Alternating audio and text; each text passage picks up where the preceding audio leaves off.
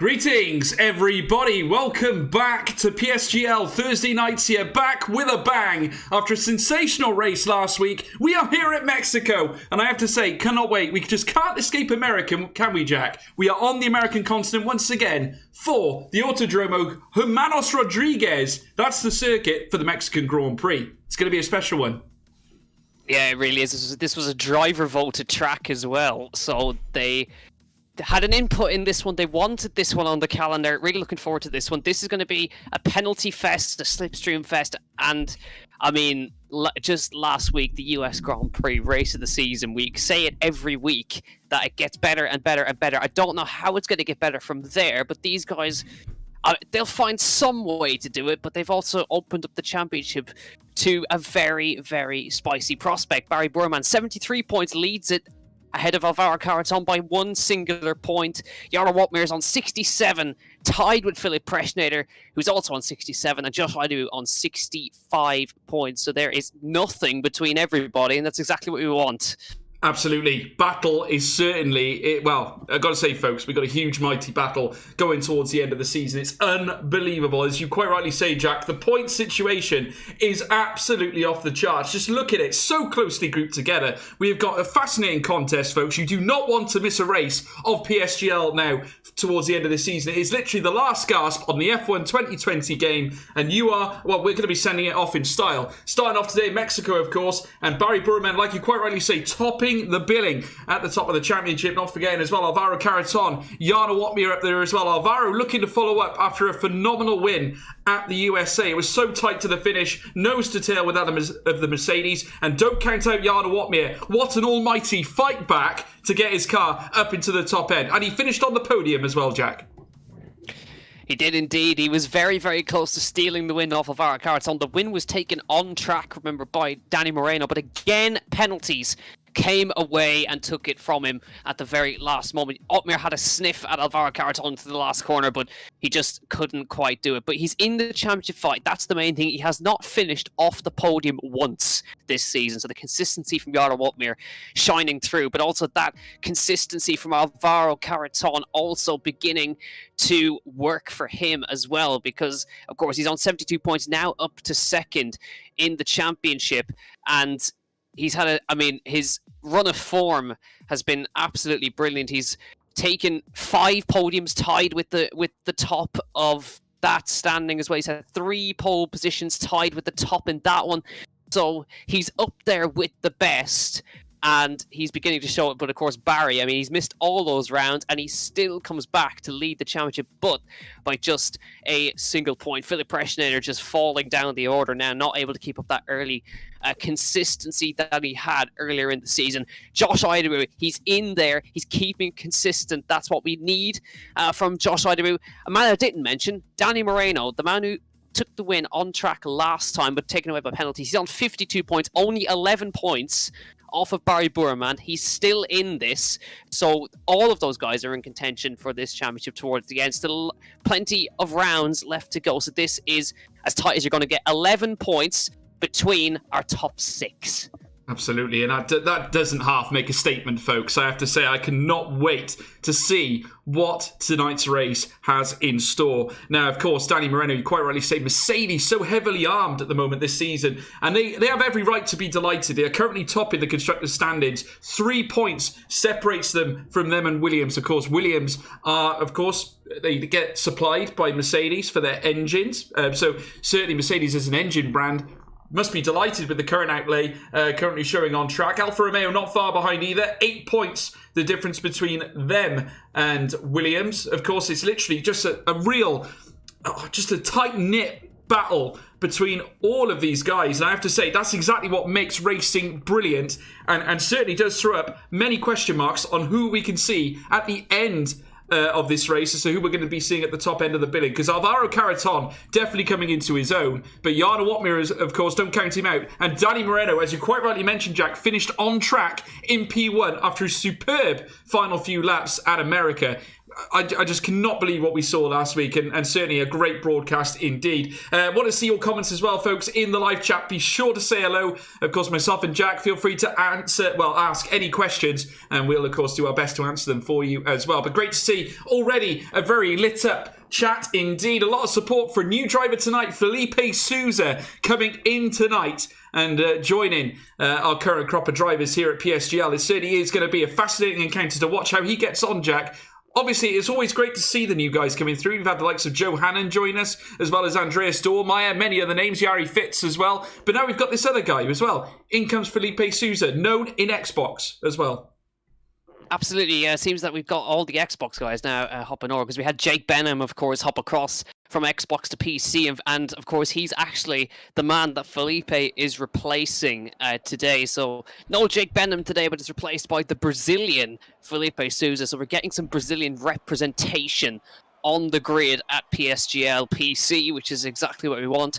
Of course, the big news as well during the week, Donoso dropping out of the championship, which means we have Chad Akinci in a full-time seat at Renault alongside Nicolas Longue. So we have a full grid. It's a lovely day in Mexico, and of course, full qualifying format at PSGL. If you're not familiar, Q1, Q2, Q3. The bottom 5 at the end of each session get eliminated in Q1 and Q2, with the top 10 shootout in Q3. So expect the drivers just to be getting some cider laps in these first few minutes, but it's all about who's going to be in the bottom 5. We've had some surprises over the course of this championship. Of course, we had Preston drop out in Q1 last week, and the big story last week was the Mercedes dropping out in Q2. Now, I think they're going to want to avoid that this week. They've been working hard on the strategy, and I'm sure they're going to want to get themselves a little bit further up, because they almost made that alternate strategy work, but I think that track position is so key around here, around any track, and Alvaro Carreton pretty much proved it. He did indeed. I mean, obviously, looking at it on track, once you get yourself in the midst of certainly, battles on track where you're sort of in a sort of DRS train, it can be very difficult to actually break that DRS train trend, so to speak. We see it's so often, don't we, Jack? At the start of a race, they're all in tandem. They come off the line. You tend to get a bit of hustling and bustling heading into turn 1, but on the outset of that, they all line up. They're in formation, and it remains that way until the pit stops. Very rare do we see any moves in the initial stage of a race. It all seems to change as soon as one person boxes. Is sort of, well, it does sort of, give them the right then to start making moves. And certainly towards the end of the races, that is when the fireworks tend to really kick off, don't they? Absolutely. Prime example, US Grand Prix with the last minute move onto the soft tire for the Mercedes, of course, and the hard tire runners beginning to fall off as well. The medium tires of Carreton falling off a bit. I'd like to see a similar strategy battle going on right here, because it is intriguing stuff to watch. Now, of course, in the first runs in Q1, I'm looking at Danny Moreno at the moment. Of course, on the intermediate tires, they use that to get a cider lap in and to save a set of dry tires. They don't want to use a dry set of tires when they don't have to. And this is something we see every single week. They'll just use this to get their eye in for the track temps, for the track situation, get themselves warmed up a little bit, but mainly to save that dry set of tires, which they don't have to use, and they'll then come back to the pit lane and have another run. They want to at least minimize the amount of runs they have to do on the dry tire. Ideally, you want to do just one run on the dry tires in Q1, but of course you can't afford to invalidate your first run on the dry tires, because you'll have to use another set to get yourself out of the bottom 5. Now, we're going to see drivers make that error, but I'm sure some of the top guys, we're not going to see that. We're going to see them get that run right when it counts. Absolutely. Very key to get it absolutely right around this circuit. Certainly Sector 3, one of the more punishing sectors of the circuit. It's very, very prone to invalidations. Heading through the S's section, which you can now see Moreno making his way down towards now. He came out of the Horquilla, down towards the S's, and very soon he'll be heading down the straight at Recta del Avalo as he now makes his way out of the S section. A little bit of a wiggle there. Obviously, these intermediate tyres not suitable for these track conditions as he now makes his way through Del Alvo now. Around this next right-hander, he's got Foro Sol after this. which he now takes, heading out of the section now, down towards the Peraltada. And I have to say, it's going to be interesting to see how Mercedes get on today. Obviously, a very different mentality will be brought upon them. Certainly on the basis that, like you quite rightly say, Jack, track position ever so important here in qualifying, as Moreno sets the first time. Obviously, not a representative time based on the compounded tyres that he's on, but still, it's a time nonetheless. But you can imagine Mercedes have full focus on getting into Q3 this week. Yeah, absolutely. I think they'll have an aim of getting a 1-2 today to match up with almost with real life last year. So we'll see. Jarno Wotmir is going to come across the line, get in front on the 24.8. Just for reference, by the way, we're looking for times in the 1:12 for pole today. So maybe if somebody's crazy enough, we might get a 1:11 time, but expect at least a 1:12.0, 1:12.1 to be your pole position lap time today at Mexico. So a very short lap, actually. It looks like a long track. It is not. It is very quick, very high speed, and it goes by in a flash. It's one of the shorter tracks on lap time, actually. It just looks long because of that long front straight, one of the longest on the calendar. But it goes, these F1 cars just deal with it in such a short time, and we're reaching speeds in excess of 208 miles an hour down into the braking zone. So expect some audacious overtakes into there. There's plenty of overtaking space around here. But the key talking point this week, George, of course, the stewards' inquiries and also track limits. Yeah, absolutely. It is certainly the hot topic, certainly around Mexico. We know about Mexico. It's got a reputation. Obviously, the pit lane is obviously a nominal topic that we have spoken about on many an occasion. And, Jack, we actually spoke about it briefly ourselves, and it's one we have to watch. And certainly Mexico can be a very unforgiving circuit, as I said before. Sector 3 is not ideal, punishable by losing your lap times. As you can see, an invalidation there from Prejneda. Not that it matters too much considering the compounded tyre he's on, but still, things you have to be aware of, and that can actually make a huge impact on your qualifying lap. But we'll have to wait and see anyway, as the drivers very shortly will make their way out onto the track. Hopefully it will be a nice dry day. Certainly looks like the sun is shining throughout this session of qualifying, so we'll look forward to seeing how things kick off as Joe Hannon crosses the line, and he's on the soft tyres, so we'll be looking to nestle in a proper lap time as he comes down towards turn 1, which will be down towards the S's Moises Solana as he makes his way around the next right. A bit of a skid there heading on the outset, and certainly you don't want to run the risk of flat spotting any tyres, certainly at a track like this where traction is so important. Down the Trancera now towards the SA de Lago, and as he does so, very eases in on the brakes. A bit of a lock up there on the left hand side, makes his way around the next right hander down towards Horquilla now in the AlphaTauri, and certainly this Red Bull sister car now trying to make its way down towards the S's, trying to notch itself on top. Respectability here, certainly, I'm sure, trying to do a Pierre Gasly, who of course has managed to extract the best out of AlphaTauri in the past, of course, getting that win at Monza last season, as he now makes his way down towards the next right once again, round Del Ovalo, down towards the Forasol now, heading through this next section. He's gone purple in Sector 1, green in Sector 2, so Joe Hannon with a very respectable time as he heads around the Peraltada, down across the line now very shortly opposite the paddock, and it's a 1:13.138. So approximately 1.1 seconds off your optimal pace there, Jack. Yeah, well, that is it's a decent banker effort from Joe Hannon for Q1 at the very least. That's about 1 second off what we expect pole position to be in and around that 1:12.0 to 1:12.1. But nonetheless, we're just in Q1, so that's a lap under his belt, which is the key thing. He needs to just make sure that he does get a time in throughout this as Julian Naumann peels into the pit lane. That is also a talking point as well, the pit entry and exit. The drivers have been informed, they've been briefed, as they have been every week by the stewards. Of course, this particular pit entry, there is a curb on the outside as you come into it, but if you miss that pit entry, if you go a wheel over the curb on the way in, that's a slam dunk penalty. Also, you can't extend over the pit exit line. You can't put a wheel over that either, and that is also going to be a slam dunk penalty. Also, a key point just for qualifying, just something to watch out for. Turn 16, the second to last corner, drivers are not allowed to extend out extend the track at all to get a run out of into the last corner. So you can't make the track wider, go off the track to get yourself a better run to the last corner, because drivers will try anything to gain any advantage. But now they know that is off limits. It is being policed. But this track is really hard work for the stewards. I'm sure there's going to be some stewards inquiries at the end of this for maybe penalty removals or whatever. But nonetheless, we still have to get through Q1, 8 minutes and 8.5 minutes left in this session. Still lots of people yet to set any time, and plenty of guys waiting just to set one run on the dry tyres and leave it at that. Yeah, absolutely. And Jari Fitz now coming out round towards the final corner.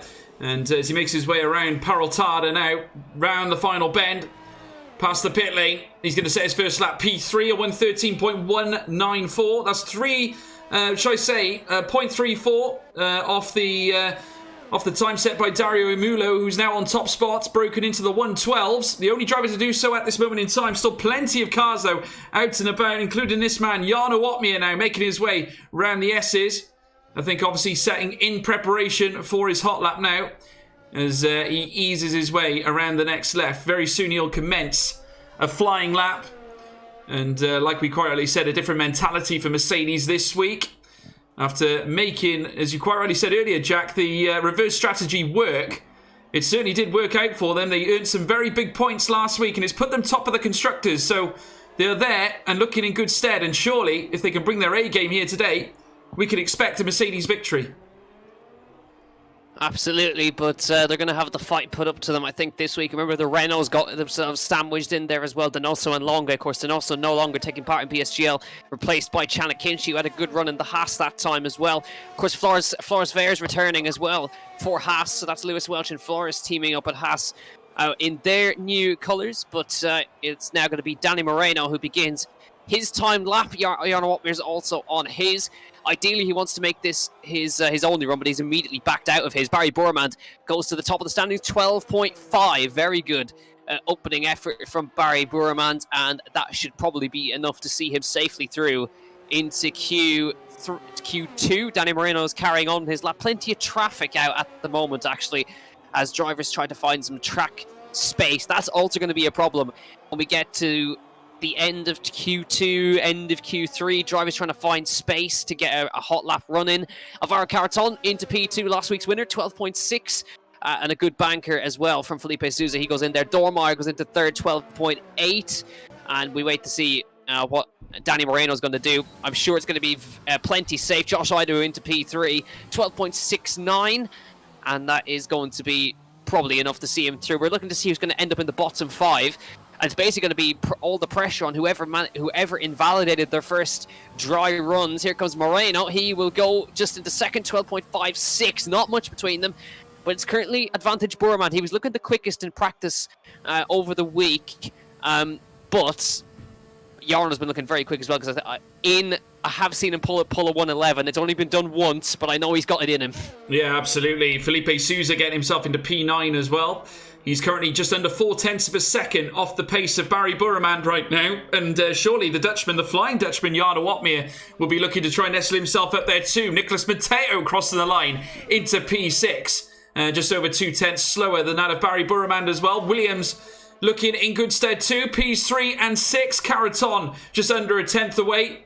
Moreno will be very happy with his time as well. Just tucked in behind Barry Burmand. I think if you're very much within that differential, you're certainly looking in good shape. Lewis Welch out on the time lap too, as we now look across the track. Jarno Otmir also looking to close out an auspicious lap time as he makes his way around the next right-hander, looking ever so quick here. The Flying Dutchman zipping around into the second sector. Very shortly the third sector beckons. His teammate Danny Moreno makes way for him now.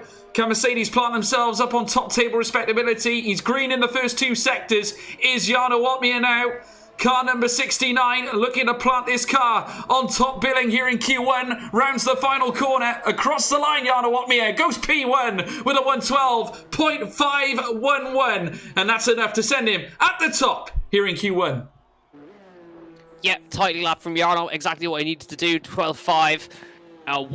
Just 300ths in front of Barry Burman. Danny Moreno on a 12.5 as well. All on the same 100th of a second. Just half a tenth separating all of them. And this is going to be a very, very close qualifying around this lap. It's only a 1 minute 12 lap around here, so it will go by in a flash. Still no sign of the Renaults coming out. Actually, right on cue, Chanakinchi on his way out. No sign of Nicholas Longe out on a lap yet. Lewis Welch still yet to put a time on the board. He's currently the man who will currently get demoted out of Q1. If he doesn't manage to get a time, he's going to peel into the pit lane, and I'm not sure he's going to have enough time. We should have enough time to go in and out again, but it's going to be very, very close. But the Renaults, they're leaving it, and this will be their only run that they will get. So they seem confident that they can do it, but they cannot afford to invalidate their laps because they will be out of Q1. Well, to quote Pepper Brooks from Dodgeball, it's a bold strategy, Jack. Let's see if it pays off for them. As we're now watching the Renault leave the pit bay, of course, and making its way around this sector. And this is the man, the Frenchman, Nicolas Longe. And, of course, representing Team Alpine in F1 Esports as well. And was very widely announced very, very recently, and I'm sure is filled with confidence. And you need to be to go out this late in the day without a time lap on board as he makes his way around the next winding sector. Now heading into sector 3 now very, very shortly as soon as he's posted his sector 2 time. And obviously it's a bold statement, Jack, to go out and leave it this late, of course. I mean, obviously track at its highest temperature, of course, which will certainly aid the grip levels, but at the same time you've only got one chance. Yeah, if they've crossed the line with 2 minutes and 20 seconds to go, so if they want to, they could go for another timed run if they feel like it, but ideally they want to get it done with just this lap. So Chanakinchi begins his, Nicolas Longe begins his lap as well. He was fighting it up at the head of the field in the US Grand Prix as well, making himself a nuisance to the Mercedes of Jarno Wotmir and Danny Moreno. Got himself right in there along with Donoso, but wasn't quite able to make it pay off that time. But it seems like the Renaults have definitely got a good car under them this week. And as well, a much better performance, it seems, from Philipp Preschneider today. He's up in 10th and seems to be safe from elimination for now. But, of course, his teammate, Tom 97, is the man on the bubble at the moment in 15th place. And everybody else behind him has not set a time yet. And they're all in danger of improving. So we'll wait to see if Nicolas Longe or Chanakinchi can get themselves a little bit further up the board with just 1 minute and 17 seconds left remaining. If they do want to go again, they can go again for a second time. They've still got 50% ERS charge in the battery. Here comes Chanakinchi. He goes 11th fastest. Nicolas Longe, where does he go? You know he's got good pace in that Renault around the last quarter. Longe goes to the lead, 12.3.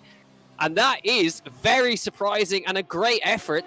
And a bold statement. Well, welcome to Mexico, Nicolas Longe. A 1:12.365, 1.5 tenths quicker, or just under that than Jarno Wotmir. Very well done indeed from Frenchman Nicolas Longe, and certainly the Alpine team, I'm sure, will be watching on with great interest at their man notching themselves up onto top spot there in Q1. Amazing stuff indeed. Still plenty to go here. 30 seconds left, and certainly a little bit of time left for certainly the guys at the bottom to try and notch themselves higher. Julian Naumann coming across the line just under a second slower than that man Nicolas Longe.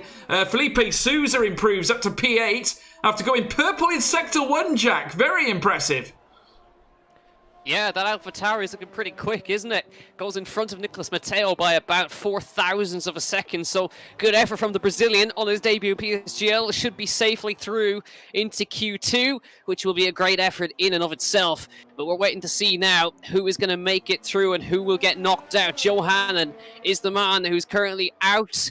But let's see if he can improve. He comes to the last corner now, running over the start-finish line. Johanan, can he get himself? No, he cannot get himself out of Q1. He will be knocked out. He peeled into the pit lane at the very last moment. But here comes Lewis Welch. We know that man's got pace. Here he comes round the last corner. Can he get himself out of Q1? The answer is yes. P9 for the Haas and knocks his own teammate out in so doing. But also Flores Veres is also on an improvement at the moment, which should see him get into Q2 and knock Yari Fitz out. We're waiting to see Julian Naumann not able to get himself out of Q1. Here comes Flores. He goes across the line. He does make it into P11. What about Tom Martinez? Can he get himself out of Q1 in the Ferrari? Get both Ferraris into Q2. Let's see if they can do that. Here he comes. He does do it. Both Ferraris make it in. Chana Kinchi is the big scalp, getting knocked out in Q1 by just a 10th of a second. But both Ferraris are in, and a great effort from Team Haas to get both cars into Q2, but much better for Ferrari today. Absolutely. Phenomenal for Ferrari, having a way better visit. Remember, they were both knocked out last week in Q1, but they're here back again, and they're into Q2 this time. Make no mistake, Martinez back with a bang. He's up into the top 14, and of course his teammate Filip Prejnader, top 5 material for the Slovakian driver as well. Absolutely majestic stuff from Team Prancing Horse, that's for sure. Looking further down, Dario Mulo, who was leading in the classification earlier on today, he is now down into P15. He was right on the bubble, and I have to say he managed to at least save himself, save his own bacon there, and make his way into Q2. But phenomenal stuff indeed from Q1. Lots of action to take from that. Certainly lots for us to digest around this Mexican Grand Prix circuit as we go through the classification. Nicolas Longue, impressive. P1 in Q1. Jarno Watmir in P2 for Mercedes. Barry Burman P3. Nicolas Matteo at last gasp managed to get himself up to P4. Filip Prejnader P5. Danny Moreno P6 with Alvaro Caraton P7. Ruma Vallejo P8. Josh Idawu P9. Lewis Welch P10. Floris Viers P11. Felipe Souza, P12, and Andreas Dormeyer, P13, with Tom Martinez in P14, Dario Mulo, P15, Chana Kinchi, P16, we lose, as well as Yari Fitz, Joe Hannon, Julian Naumann, and Dylan Warren, all out of qualifying. But what a start here to tonight's broadcast, folks. Q1, electric as always, but interesting to see the Renaults, they're back on top spot. Yeah, it was a tale of two halves, really, for Renault. You got Nicolas Longue up at the head of Q1, taking the fastest time. Chana Kinchi knocked out. So that's the big scalp for Renault. Not a great start for Chan, but I'm sure he'll come back from that and starting in P16.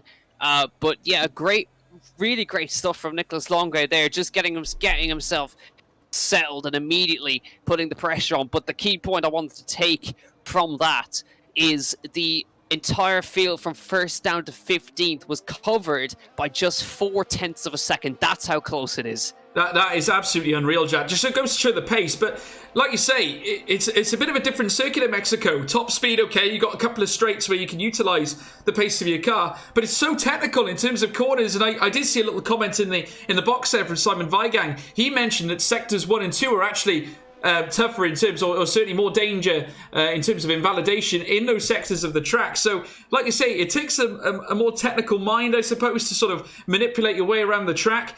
You know, that is the main thing around Mexico, and certainly, I suppose you have to use your intelligence, maybe more intelligence rather than pure pace in order to negotiate around this circuit.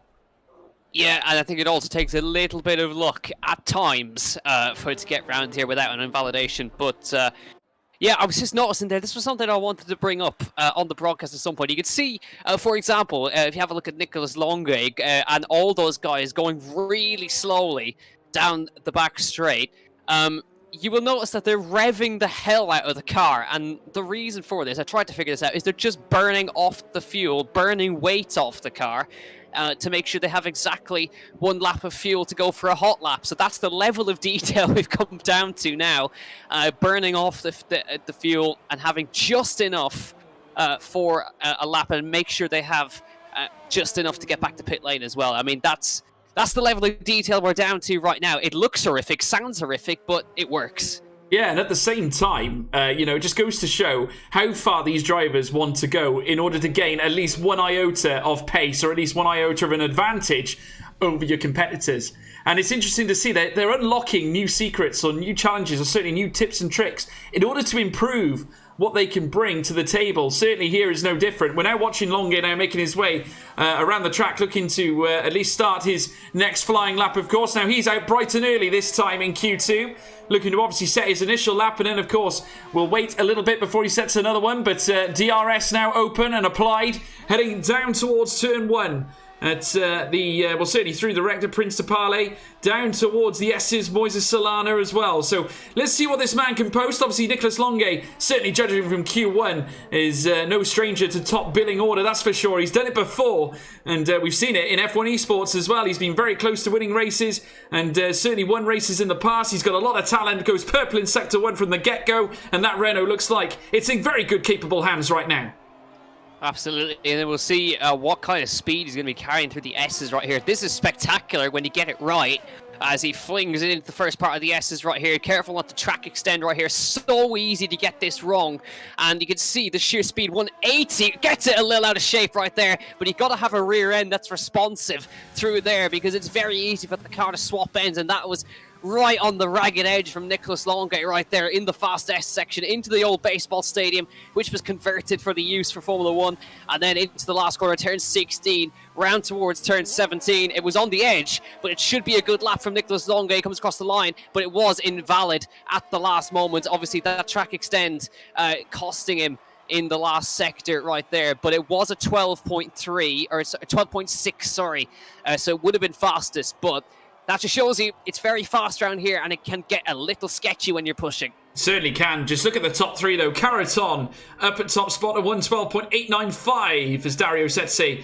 a lap that's just under 3/10 slower, and he makes his way into P4. Philip Prejnader though, well within the 10th mark of Alvaro Caraton. He's brought the pace this week, so do not look away from your screens. Ferrari are here looking for redemption after a very difficult race last week. In behind as well, Felipe Sousa, once again in top table respectability, just over a tenth slower than that of Alvaro Caraton. Dario Yamulo, like I said before, just under 3/10. Lewis Welch is out on the lap as well. Flores Viers is out and about too. And as we now see that Longe is now making his way down towards the pit entrance. But I have to say, it's a fascinating encounter. Tom Martinez out and about as well. Ferrari certainly look in better shape than what they did last week, Jack. Absolutely, because I think Philip realises he's Prejnader especially realised he's still got a chance at this championship, even if he has lost the lead of it. He was leading it for a good 2 races, and he's still very much in contention. He's not far off the leaders. He's 6 points behind Barry Boorman, tied with Jarno Opmeer, so still not out of it yet. Anything can happen. So those are the times. Currently, the fastest one set by Alvaro Caraton, and I'm sure plenty of these guys will be on the same set that they did their Q1 lap on. So again, saving as many new tyres as they can, using the scrub set before they move on to a new set for the next runs. And I'm waiting to see if anybody is going to do anything alternate. So we have Nicholas Mateo currently sitting in pit lane, currently showing us on the mediums, Ruben Vallejo at the same, but seems like most opting for that soft compound tyre. And of course it is a 2-stopper around this race, and we'll see if anybody else is going to be brave and go for an alternate here on the medium compound tyre. I can't see anybody going for the hards, but certainly the medium strategy. It worked for Donoso last week, but of course, remember what happened to Mercedes. They might be a little bit, I don't know, they might second guess going for that one this week. Yeah, you never know. They probably, well, they might do. Certainly, very different circuit here at Mexico, and offers a little bit of a different test, shall we say. And therefore, the strategy needs to be adjusted as well, as we now witness Lewis Welch coming into the end of Sector 2 now, heading into Sector 3 proper as they round the next right-hander at Del Alvo. And then heading round Forest Sol as well, round this next left once again, round the next right. And Peraltada now around the final corner as he now makes his way around past the paddock once again. And this has to be looking to once again pop itself up in top billing. P1 goes Lewis Welch at 112.814. Still early days though. 8 minutes remaining, Jack. But very encouraging signs there from the Haas team. Absolutely, yeah, and somebody has answered my call to go on the alternates. We've got Nicholas Mateo on the mediums, we've got Vallejo on the mediums. Longe is decided he wants to have a go on getting into Q3 on the medium compound tyre. So let's see if any of these three can do it. It might be a bit tougher this week But I think also Caraton is thinking about it. He's showing us in the garage on a set of medium tyres. So we'll see if he comes out again to see if he can improve. And I think he is on his way out as far as I can see. And he is, yes, on the medium tyres. So this could be interesting. If he improves on that medium tyre, then of course, if he stays within the top 10, he'll start the race on those. But he has set his best time on the soft compound tyre. So I wonder, does he feel he can improve on these mediums? Some drivers feel more comfortable on the medium tyres than they do on the soft tyre. But let's wait and see if anybody can improve on the mediums. But I'm surely one of them is going to make it in. I think it could be the case that if one does it, everyone's going to do it.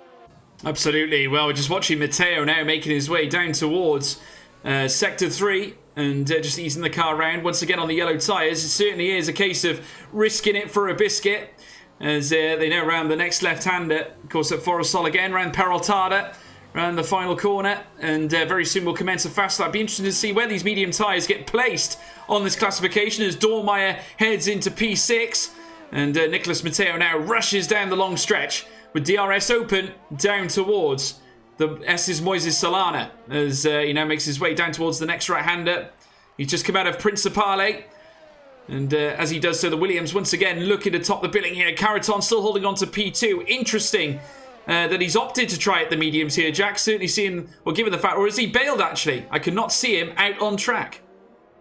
He hasn't actually come out yet. So he's just showing as being in the garage on a set of medium tyres. That does not mean that he'll come out again on those.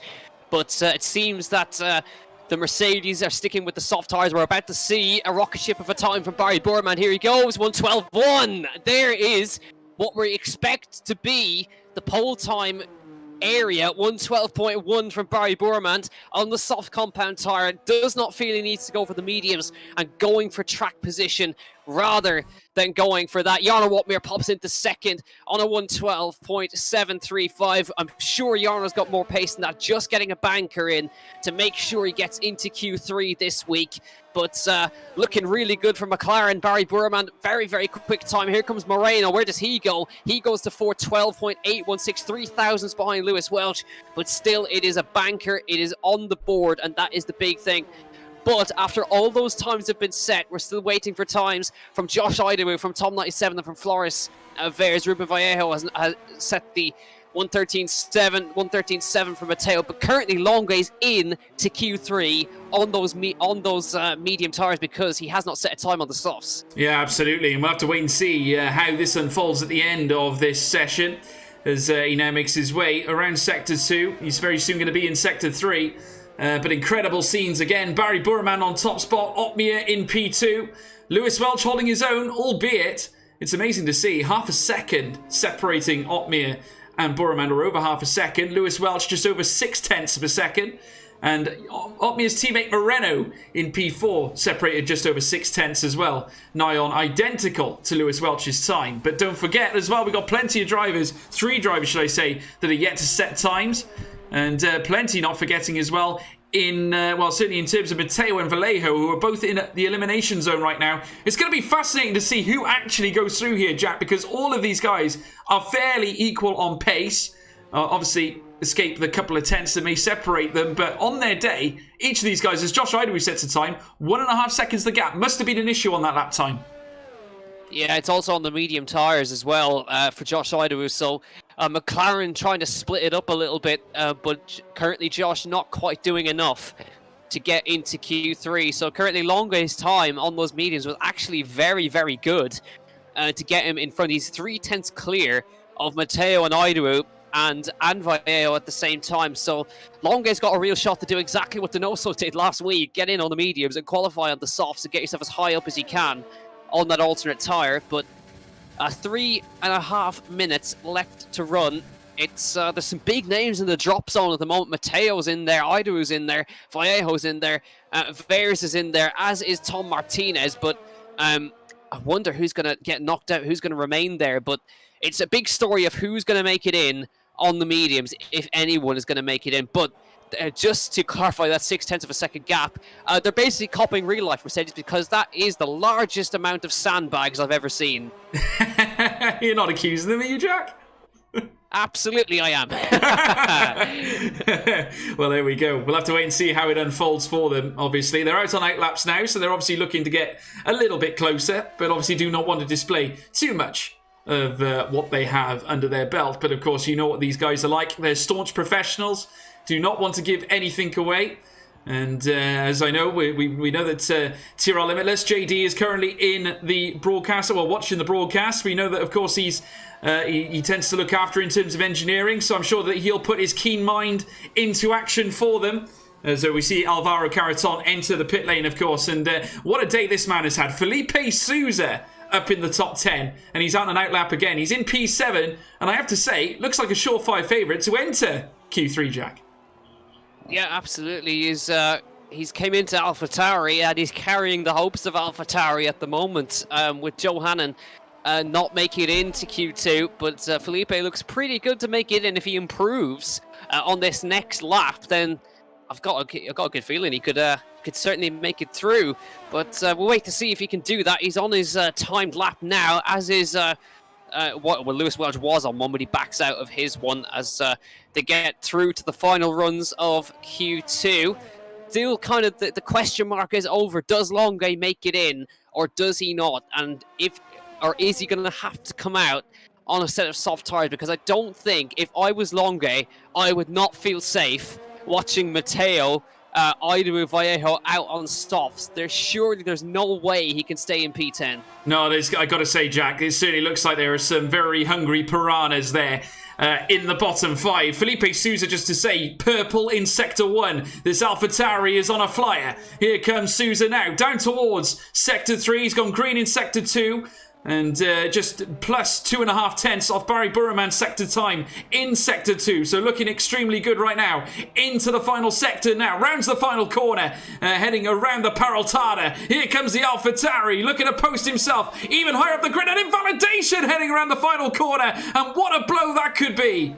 I have to say, still plenty of, like I say, piranhas looking to make their way up. Floris Viers there, moving his way up into P3. A sensational lap by the Dutchman, even though still half a second away from Barry Burman, but he's up both Hasses in the top 5. Absolutely, Jarno Otmir 12.3. Just to say, that lap from Souza was a 112.6, and that would have been enough to slot himself between Moreno and Viers, as Moreno goes to a 12.5.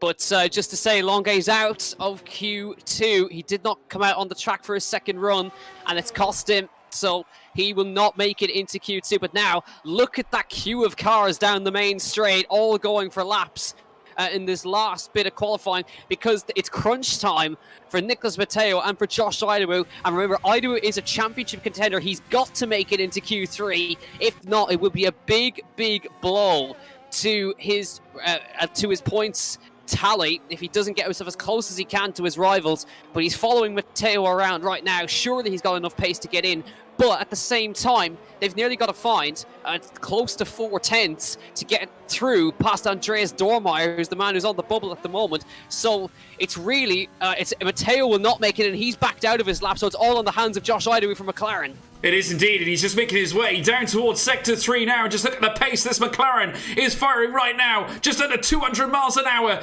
into that next right before he makes his way down towards the next hairpin bend. This tight hairpin. He's got to try and cruise his car around now. It's almost a combination of a hairpin and a chicane as he makes his way around the next right-hander at Peraltada. Dormeyer up into P7. Here comes Welshman. Josh Idawu crosses the line. P11. And yes, he's out. He's out. Josh Idawu, the McLaren driver, in contention for championship glory this season, out of Q2. Sensational, Jack.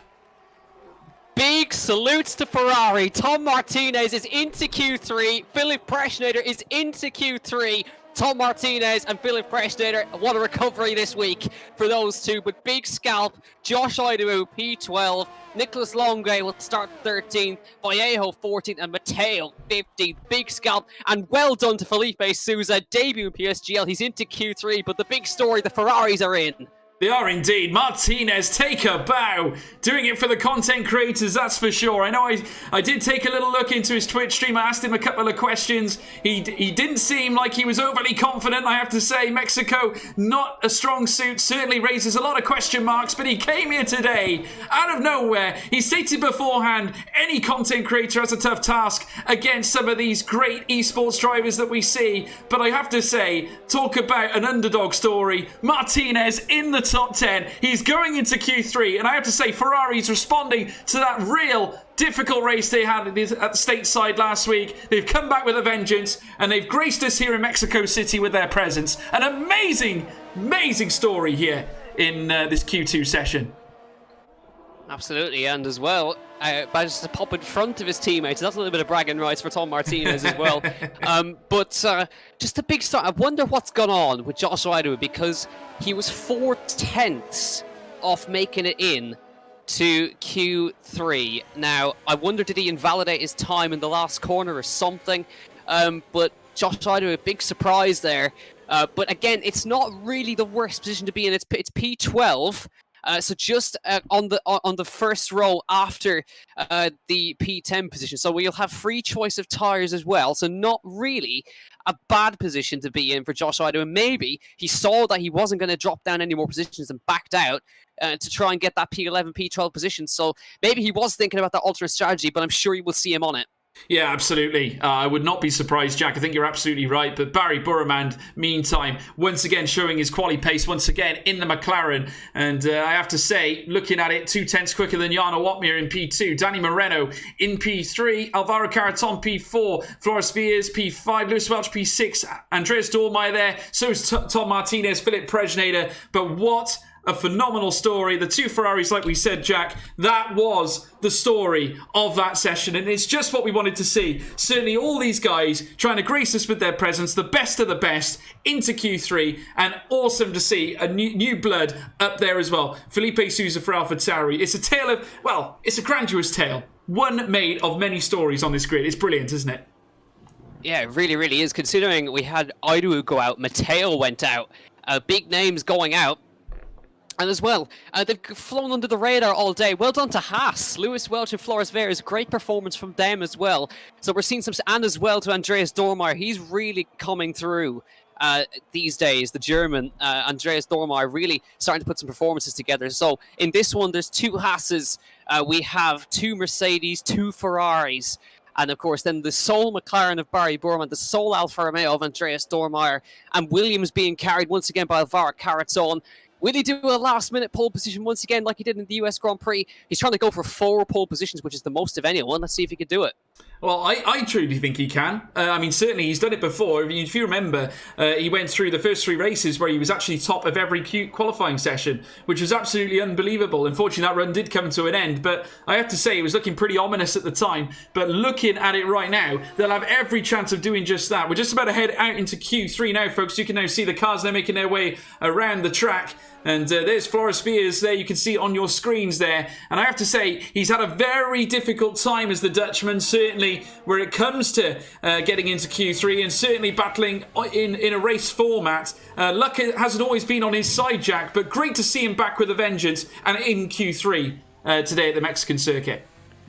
Yeah, absolutely. Seems to have just revitalised a little bit and come back swinging. So let's see if he can get a result out of today as well, because the results haven't really told the truth about Flores Veres. So we'll see if he can do something about it today, alongside Lewis Welch, who is always there. Lewis Welch. So let's see if he can pull off something here. With Flores will be the first man to set a time, but.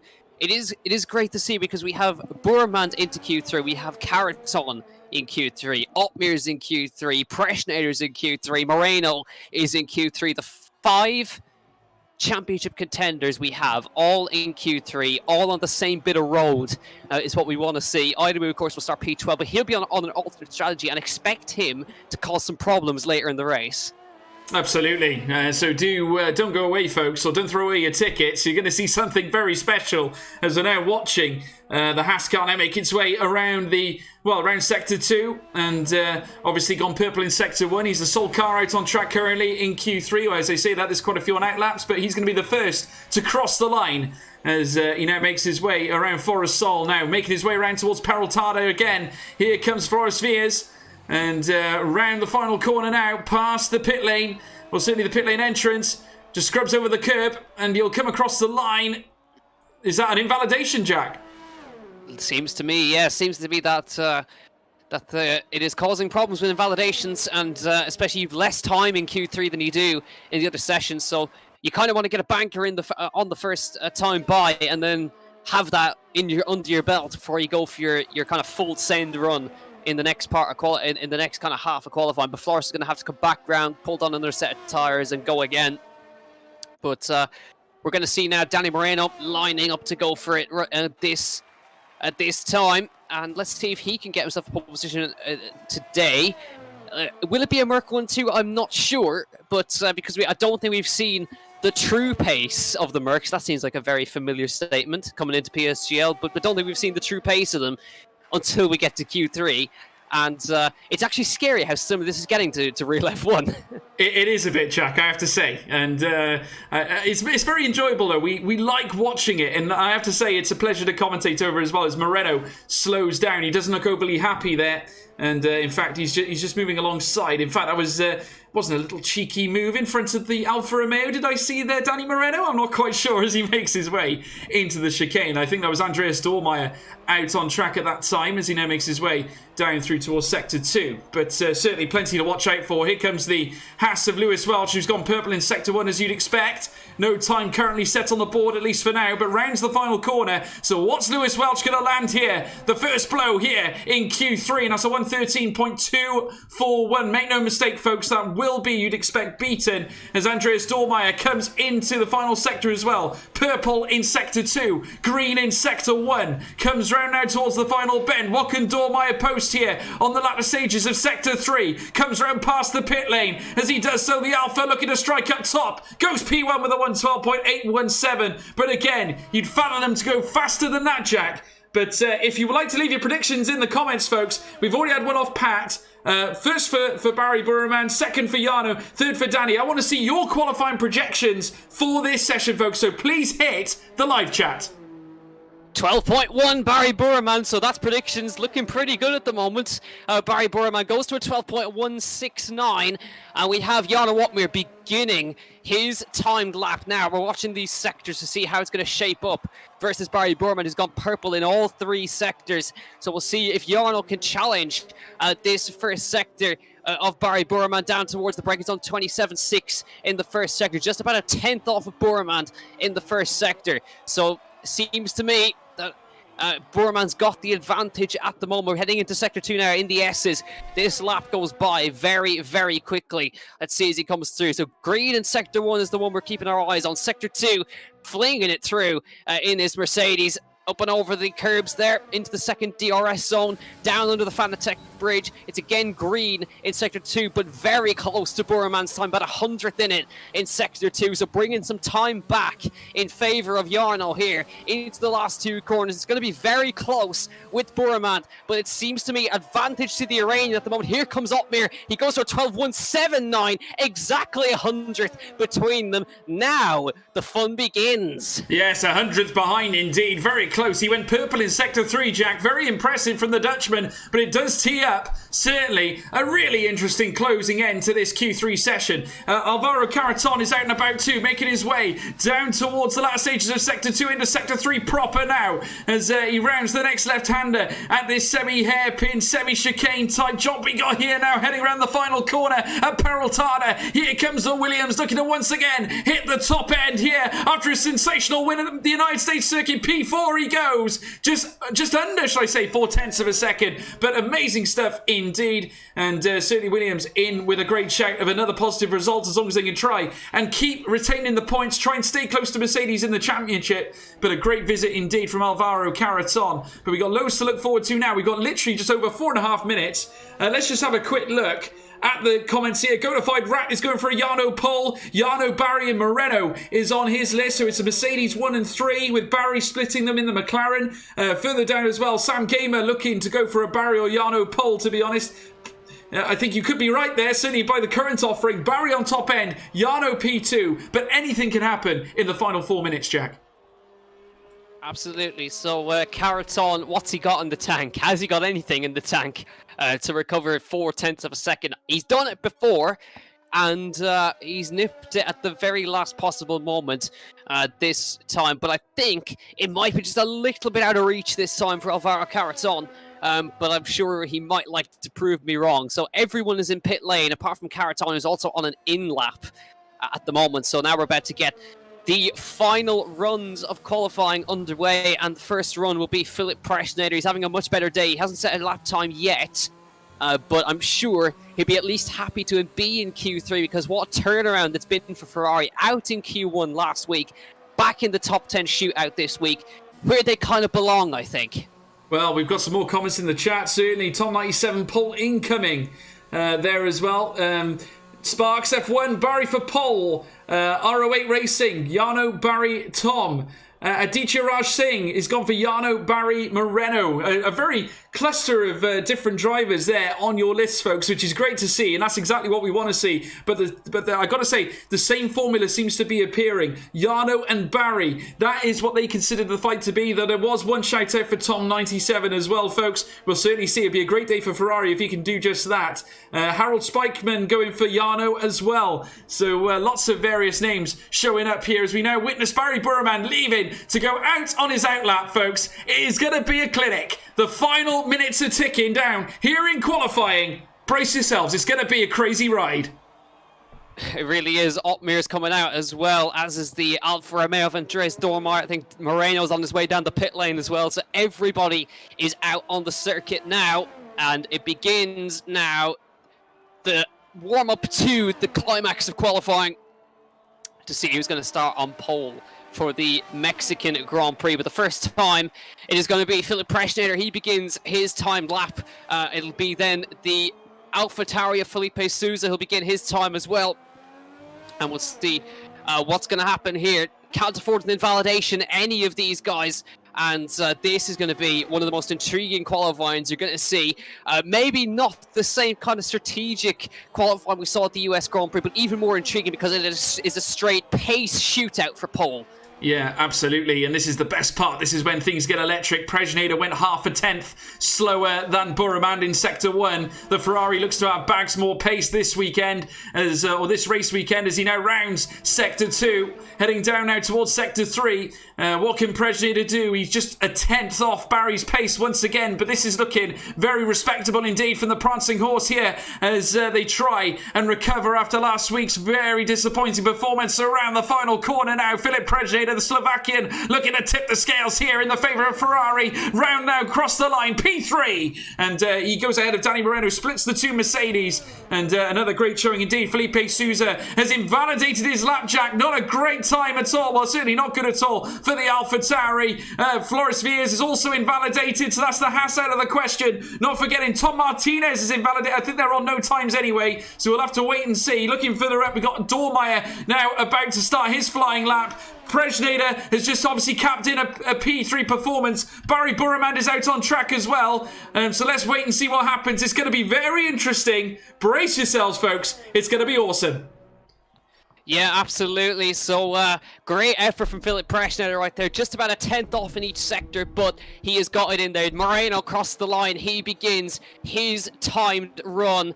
And we see Barry Burman is going to cross the line now.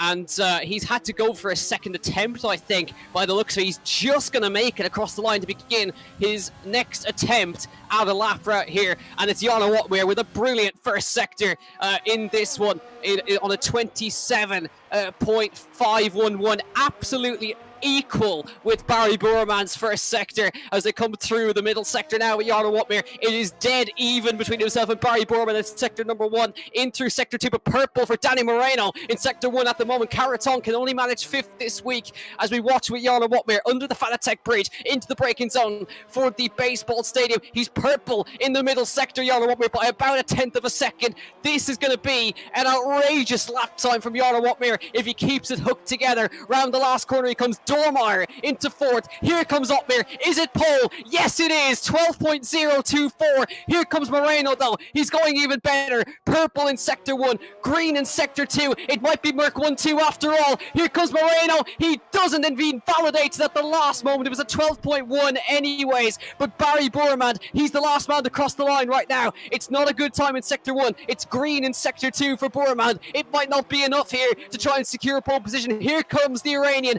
up to the line now. Is it enough? No, it's not. It's Jarno Otmir on pole for the Mexican Grand Prix with an outrageous lap time, 12.0. Great effort from the Dutchman, back on pole after a long dry spell.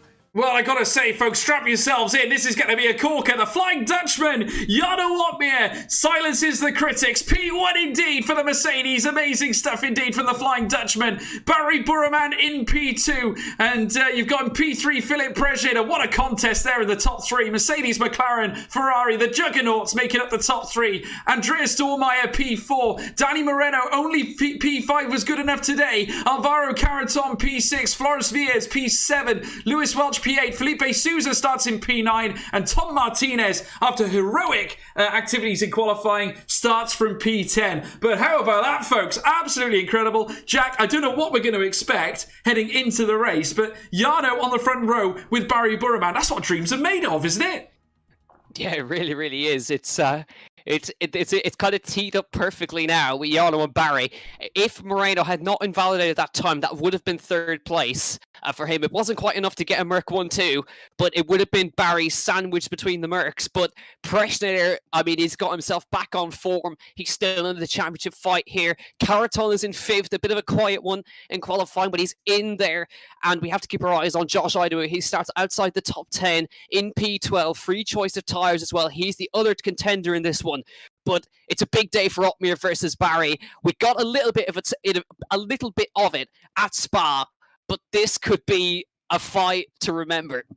Well, we thought last week was good, Jack. Remember, of course, that was what we classified as race of the season. There was literally a split strategy going on. We might see another one today with Nicholas Longay, depending on what happens. And I'm seeing there's lots of waving going on. Hello, Luke Humphreys as well. Hope you're keeping well. Plenty of people in the chat. Lots of very happy faces to see Jarno and Barry right up together. Just, of course, forecasting, folks, we've actually hit 162 live viewers in Q3. Unbelievable. You guys are mental. Can we cap off 300? Listen to Maku. Is it going to be 300 a day, folks? Keep sharing. Tell your friends, your neighbours, your cat, your dog, your mother, your father, your wife, anyone, your brother, anybody. Come and join us here on PSGL. It is absolutely epic. Mexican Grand Prix sensation tonight. Who is going to win? I want to see your predictions in the live chat, folks. Yeah, really. Let's have a look at the strategies then. Yumulo and Idaho, everybody outside the top 10, obviously opting for the alternate tyre, the mediums. We have two drivers on the hard tyres. That is Ruben Vallejo and Nicholas Mateo going for the hard compound tyres. Dylan Warren, he's actually disconnected from the session, I believe, so let's ignore that. But Jarno Otmir on softs, everybody down to the top 10 on softs, but Yumulo and Idaho, the ones to watch on the mediums, as well as Nicholas Longay. So these guys are going to be a thorn in the side after later on in this race. So it's teed up beautifully, two-stop strategy, so not just the one pit stop, two stops around this one. Those are our favourite kind of tracks as well. But long run down towards turn 1, George. No idea who's going to lead into turn 1. No, not at all. Hello to Ollie's boys as well. I want to see. There's lots of Jarnos for the W there in the chat. And apparently Woot Various, your cat is watching F12. What are you doing, man? Come to Tier 1. And I have to say, it's going to be absolutely brilliant to see. Just look at this. Jarno Otmir round in the final corner. The Mercedes about to park his car on the front row of the grid alongside the McLaren of Barry Burman. This is box office, ladies and gentlemen. It's the big one. It's the big fight of the night. Barry Burman against the Mercedes of Jarno Otmir. This is something you'd usually see on the grandest stage of them all in F1 Esports, but this is the grandest stage of them all in league racing. This is PSGL, PC night. Your Thursday nights have never been better, folks, as they line up now across the grid. The two Ferraris parking up. There's Barry's teammate there, then the McLaren looking further down. Just look at this, though, folks. The formation lap has come to an end as the lights are about to go out here at Mexico City. Here we go. Brace yourself, folks. This is going to be a corker. It's the calm before the storm. Crowds watching in the distance, flags being waved. Predictions in the chat, folks, as they now about to rev the engines heading into Q1. The suspense is killing me here, Jack. I don't know what's going on. They've fallen asleep at the wheel. I think we could have a red flag here, George. It could well do. I got to say, as much as I enjoy this shot of these cars, I have to say we have to sort of do crack on with the race very, very shortly. Just stay with us, folks. Hopefully we'll get a start. This is typical, isn't it? Yeah. We have all that hype, and then they're torturing us by just leaving us on the grid here, PSGL. I mean, the shot looks very pretty, but I'd prefer if they were in kind of turn 5 by now at this stage. Now, obviously, somebody's causing some connection issues, but we have to wait and see. And reminder, the longer they sit on the grid, we're going to get those fabled minus 200 degrees tyre temperatures. Yeah, I hope TR Limitless isn't in the chat bearing witness to you saying that, Jack, because I have to say, very... I can imagine what finger sign he's showing to you right now, but I have to say, very, very gutting. We have actually got a host migration here, folks, which usually means bad news. We're just literally looking at this screen now. Obviously, folks, this is not the way. After bigging up this race, I have to say, this is the biggest anticlimax I have ever witnessed. I have to say, do apologise about this, folks. I think we'll head back. I'm too scared to head back to the studio just in case something happens, but I think the host migration tells its own story. We're just waiting for something to happen here. Obviously, we'll just wait to get word off the team, and we will keep you updated, of course. But just looking at this shot, though, I have actually print screened this shot, actually, because I might actually use it as wallpaper. Because it does actually look quite nice. If anybody does want a screenshot, by the way, now's your chance. Yeah, now's your chance. We could be here for a while. So we'll have to wait and see. I reckon we're going to get a new lobby, and we might have to go through qualifying again. After all of that. Well, it's going to be interesting. I mean, the thing is that the problem you've got at this stage is, saying that, it might not be a problem. Everyone in the top 10 qualified on soft tyres because, of course, Longuet went out. So it might be the case that they might just go ahead and make a race lobby. But we'll have to wait and see. That might cause a bit of a fuss, though, in terms of tyre wear, I think, certainly in terms of what the guys are racing on.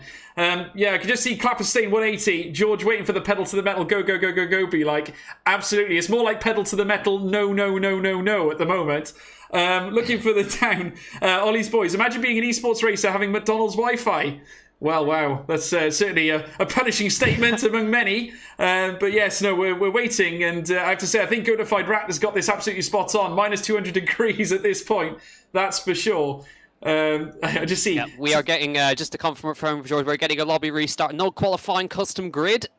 So it'll be basically exactly as it is right now. But we'll have a full restart. So we don't have to sit through qualifying again. We just got to do the formation lap hype up again. So... this is going to be great, isn't it? Oh, absolutely. Well, we're back in the studio now, folks. Welcome back. You get to see my pretty face, at least for the time being. I have to say, I must say, we don't half get some stories now, as I do get a crash come through on my screen now. So it looks like we're going to have to wait until the re-invites come through, mine folks. too. Oh, yours too. Okay, so we're all getting crashes around here, folks. That's a lovely start to the session, that's for sure. But welcome back to the studio. And I have to say, it's going to be a very interesting race. Now, obviously, Jack, we've got another topic of storytelling to look at now, because obviously now with the lobby restart, the tyre degradation that they received, obviously, in Q2 is not going to happen. So what does this mean for the top 10? I'd imagine they would have to choose the same tyres that they set their Q2 laps on. I think it's been confirmed by Connor that they should start the race on the same tyre that they qualified in Q2. There's Connor confirming it in the chat, Q2 tyres for Q3 drivers, if that makes any sense to anybody. But that's basically top 10 will remain on softs. Everybody else can choose what they want. So that's going to remain the same. No changes there. So that's the big moment right there. So we're not going to get any changes, just a lobby reset. It happens. But this is you don't get this in real life racing, do you? That they sit on the grid and don't move for about 5 minutes. And at what racetrack do you get free wallpaper, Jack? I mean, honestly. Exactly. I managed to get myself... things we do for you guys. Yeah, absolutely. We give you out free pieces of art. You could just go print screen and grab it. Absolutely brilliant. A few comments here in the chat. Obviously, a lot of questions surrounding the tyre choices. Yes, we have that confirmed. As Jack quite rightly said, they will be having the tyres that they started in Q2. And we've got obviously plenty of comments in the chat. Lots of certainly talking about the race. I have to say, it's going to be very interesting. Thiago Luiz going for a very bold Felipe Sousa will win. Who knows? He did some very incredible things to get himself that far into qualifying. I have to say, on your first effort here in PC racing, if you move from a platform like Xbox all the way over to PC, they have different tips and tricks. And, you know, you have to say, it's not easy making that transition. But Felipe Sousa has taken to it like a duck to water. And I have to say, a great performance heading into the race. And I have to say, Q3, he's certainly no mug getting into that, is he, Jack? No, absolutely not. Q3 on debut, not easy to do at all. So props to him, and he starts P9 as well. So not bad at all from the debutant from Brazil. So we're just waiting to get everybody else in the lobby because I think we just want to make sure that we don't have any desync problems off the start as well. So many things we have to think about the whole way through these races. So bear with us while we try to sort that for the race. Hopefully the race is good after that. I mean, it was teed up brilliantly, it got dangled in front of our faces and taken away at the last moments. So hopefully it's going to be good. They're just setting out the custom grid at the same time as well. So it will still be on what we're on pole with Barry Bourmant in P2. And, of course, Philip Preschner starting in third place. So 3 different constructors in the top 3, not the Mercedes 1-2 I'm sure they would have been aiming for. It would have, at the max it would have been was a 1-3 because it was still not quite enough for Moreno that time. It was a 112.1, but about 200ths off the back of the car in P2. So not a bad job for Moreno anyway, but still it seems that just that last corner, those last few S's seems to be an absolute problem area for invalidations or cut tracks. So expect plenty of penalties in this race. Yeah, well, these guys are pushing it to the limits. And as I said earlier on, I think at the very start of qualifying, that Sector 3 is so punishing. Lots of drivers getting it wrong around the final corner, but the S's are certainly very dangerous. When you're chucking the car around that bend, it's easy to lose traction, waver over the line of certainly the track, and therefore you can end up getting a penalty. FA Merton Chair, how are you, George? I'm very well, thank you, FA. I have to say, still waiting, obviously, for the lobby to kick off, but hey-ho, you know, that's what racing does to us here, in certainly when it comes to the virtual world. But, you know, it just builds the suspense, guys. Just builds the suspense. We're about to just ease our way in now into Mexico City once again. And I'm sure we'll be watching a great race nonetheless. Certainly plenty. The drivers will get their chance to almost cool off, sort of rest their heads after a very, very tricky qualifying session. They'll come back into race form now. All of them refreshed, ready to go. Just what can this do to your momentum, Jack? Because obviously things like this happen when you come out of a session. All of a sudden it gets thrown into obscurity with a lobby crash. But then you come into a race then. Obviously you're in the process after qualifying and you're ready to race. Does that mentality change or does it slip, do you think, heading into after a lobby crash? I think there's obviously going to be some kind of a little bit of slippage when you're ready to go. You've got your clutch paddle in, and then all of a sudden you're not moving. So it is going to be a case of just trying to make sure you get in the lobby and all that kind of thing. But you've got to reset yourself back in pretty quickly after that. So expect them to get back in the flow of things pretty quickly, but they're going to have to just kind of maybe psych themselves up a little bit more, just get themselves back in the zone. So I'm sure it won't take them long to do that, but nonetheless, it is a factor. But I'm sure they'll settle in very quickly for this start as well. Just a reminder to everybody as well, there's going to be, for this lobby reset, no qualifying. Custom grid, we're setting it as it was in Q3, or at the end of Q3, 50% race as well. Seems to be no rain on the cards just yet. We haven't had any indications that it's going to rain in this race. Hopefully, we're hoping for a full dry race, but either way, we're expecting a good race ahead. Jarno versus Barry. I mean, that's always a good watch. But I'm impressed by Ferrari. I'm going to go back to Ferrari once again because their recovery has been epic from getting knocked out in Q1, crashing out in the race. They've got a really good opportunity now to get a double point score. Philip Preschner has got a real opportunity to get himself back on the podium. Tom Martinez, great chance of points. There is as well. I've got to say, brilliant for Tom. Like I said earlier, Jack, and I touched on it. I spoke to him while he was doing the stream, and obviously we spoke about many things. Obviously the fact that there's been some new wheels released. Of course, Thrustmaster and Fanatec releasing their direct drive wheel at the most incredible price we've ever seen. But I got talking to him about obviously the Mexican circuit. Obviously dropped in there, and there were some comments made about his how he'd get on or fare against other drivers in preparation for this race. And I have to say he was very candid about what his certainly his performance would be like. Obviously being a content creator against a room full of league racers and esports drivers, it's always going to be at a disadvantage for him. But he's come here today, got himself into Q3. I mean, that is just unbelievable. I mean, probably beyond his expectations. He has to be delighted with that, Jack. Yeah, I think he's riding a wave of momentum now. He'll be on a high after that performance especially in Q2, making it into Q3. So he'll be very happy with that performance nonetheless. But he's got to now focus in the race, see if he can convert that into points. I will point out to everybody at home, there is quite a high chance that we could have a third lobby restart. We seem to have some problems with desync at the moment for a couple of guys. We might have a restart. We're waiting to hear at the moment, but the game is throwing all the issues at us right before the race start. Surely this race must be race of the season once we get in there. You would have thought so. I mean, if you guys haven't seen yet, obviously, if you look to my right, certainly my right, your left, so look this way, you can see PSGL Pundit Predictions. Now, this is a new thing that we brought out last week. Of course, I didn't win last week. It was Connor who won last week, wasn't it, Jack? Rigged. Yeah, yep, I agree. Rigged. I agree. It was rigged. There's no way Big C wins that one. But yeah, Big C won last time out. So obviously you can see there, these are our predictions, our 4 predictions as to who's going to win this race today.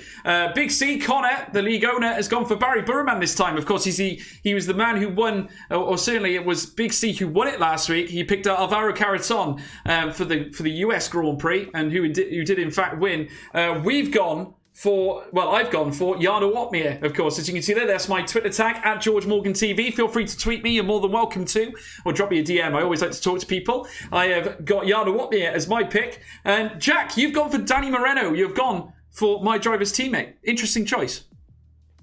Yeah, he won last week, so I was hoping he was going to carry momentum forward, but I think he's going to have a bit of work ahead of him this week. But again, he came from outside the top 10 to win it on track last week. He's technically taken the most wins of anybody, if you exclude the wins that were taken away on on-track penalties. So he has got some good pedigree, but I think he might be able to just nip in front this week. I think he's got good momentum behind him from the US Grand Prix. And I reckon he's going to make a great strategy call and get himself that undercut to work. I'll wait to see. It seems to me that Jarno and Barry have the pace, but I think Danny might be able to do it. Well, certainly they have all the pedigree to do it, that's for sure. And we just want to say our man Maku, of course, tier coordinator for the PC side, he has opted for Alvaro Caraton himself. So it'll be interesting to see how these guys get on. Who's going to win this week's pundit predictions? Is it going to be me? I hope so, because I picked... I've gone for Jarno now last week, and unfortunately he let me down. But there we go. So it's Big C who's currently winning the pundits' predictions. He's currently on top spot with a win from Alvaro Caraton last week.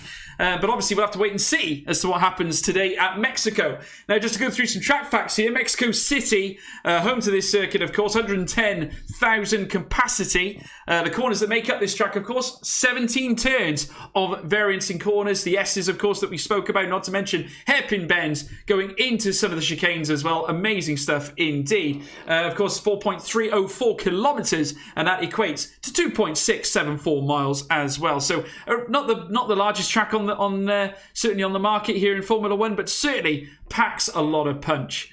And that's exactly what we want to see. Hopefully we will get some news on a lobby invite as well as we speak. We can confirm that a lobby is in progress of being made here, folks. So like you say, if you have any questions, folks, please hit us up in the live chat. I hope you're all enjoying your Thursday evening, watching me and Jack talk you through. Certainly heading into this Grand Prix. I'm certainly looking forward to getting this underway, Jack.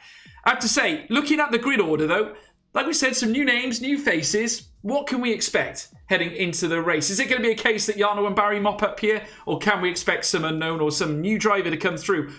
We don't know much about Felipe Souza yet. He could be the one. He could take it from nowhere. Yeah, he could spring a surprise. I mean, anything can happen in these races. And we'll have to wait and see. I mean, we have all the drivers in the lobby at the moment. We're just waiting literally for the go-ahead to go into the lobby. And... it's going to be straight in. There's going to be a formation lap and then straight into the race. So we got to get back into the swing of things very quickly. here at PSGL. Can I say, the fact that 150 of you are still here is unbelievable.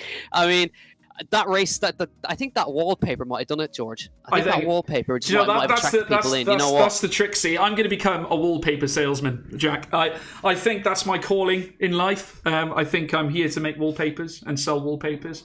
So, guys, I'd like to thank you for choosing my wallpaper. I have to say, no, it's amazing. I've got to say, 150 viewers here on this broadcast right now. Amazing stuff, folks. Obviously, I appreciate you sticking with us. Obviously, sticking with us here at PSGL. It's a pleasure to bring you the action, of course. And we will be back on track very, very shortly. We're just waiting for this lobby to hit up, of course. And we'll look forward to some really, really amazing racing. It's been a privilege this season. We've seen some of the best in the world go at it here at PSGL now, all season long. And we've come here at race 11. And it's just, the fun has not stopped, folks. We have watched every single race. It's been a thrill, and we've got plenty of racing left as well. After Mexico, we have got another move to Bahrain, and then we've got, of course, the Abu Dhabi circuit as well. Yes, Marina. We're then, of course, going to Australia, and then finishing up none other than Brazil, of course, and we like a bit of Interlagos as well. So plenty of Thursday night feasts for you before we close out this F1 2020 series. Very soon as well, they will be bringing out the F1 2021 series. Jack, I've bought my copy, waiting for it to arrive and install. So it's going to be another year of race commentary for me as well.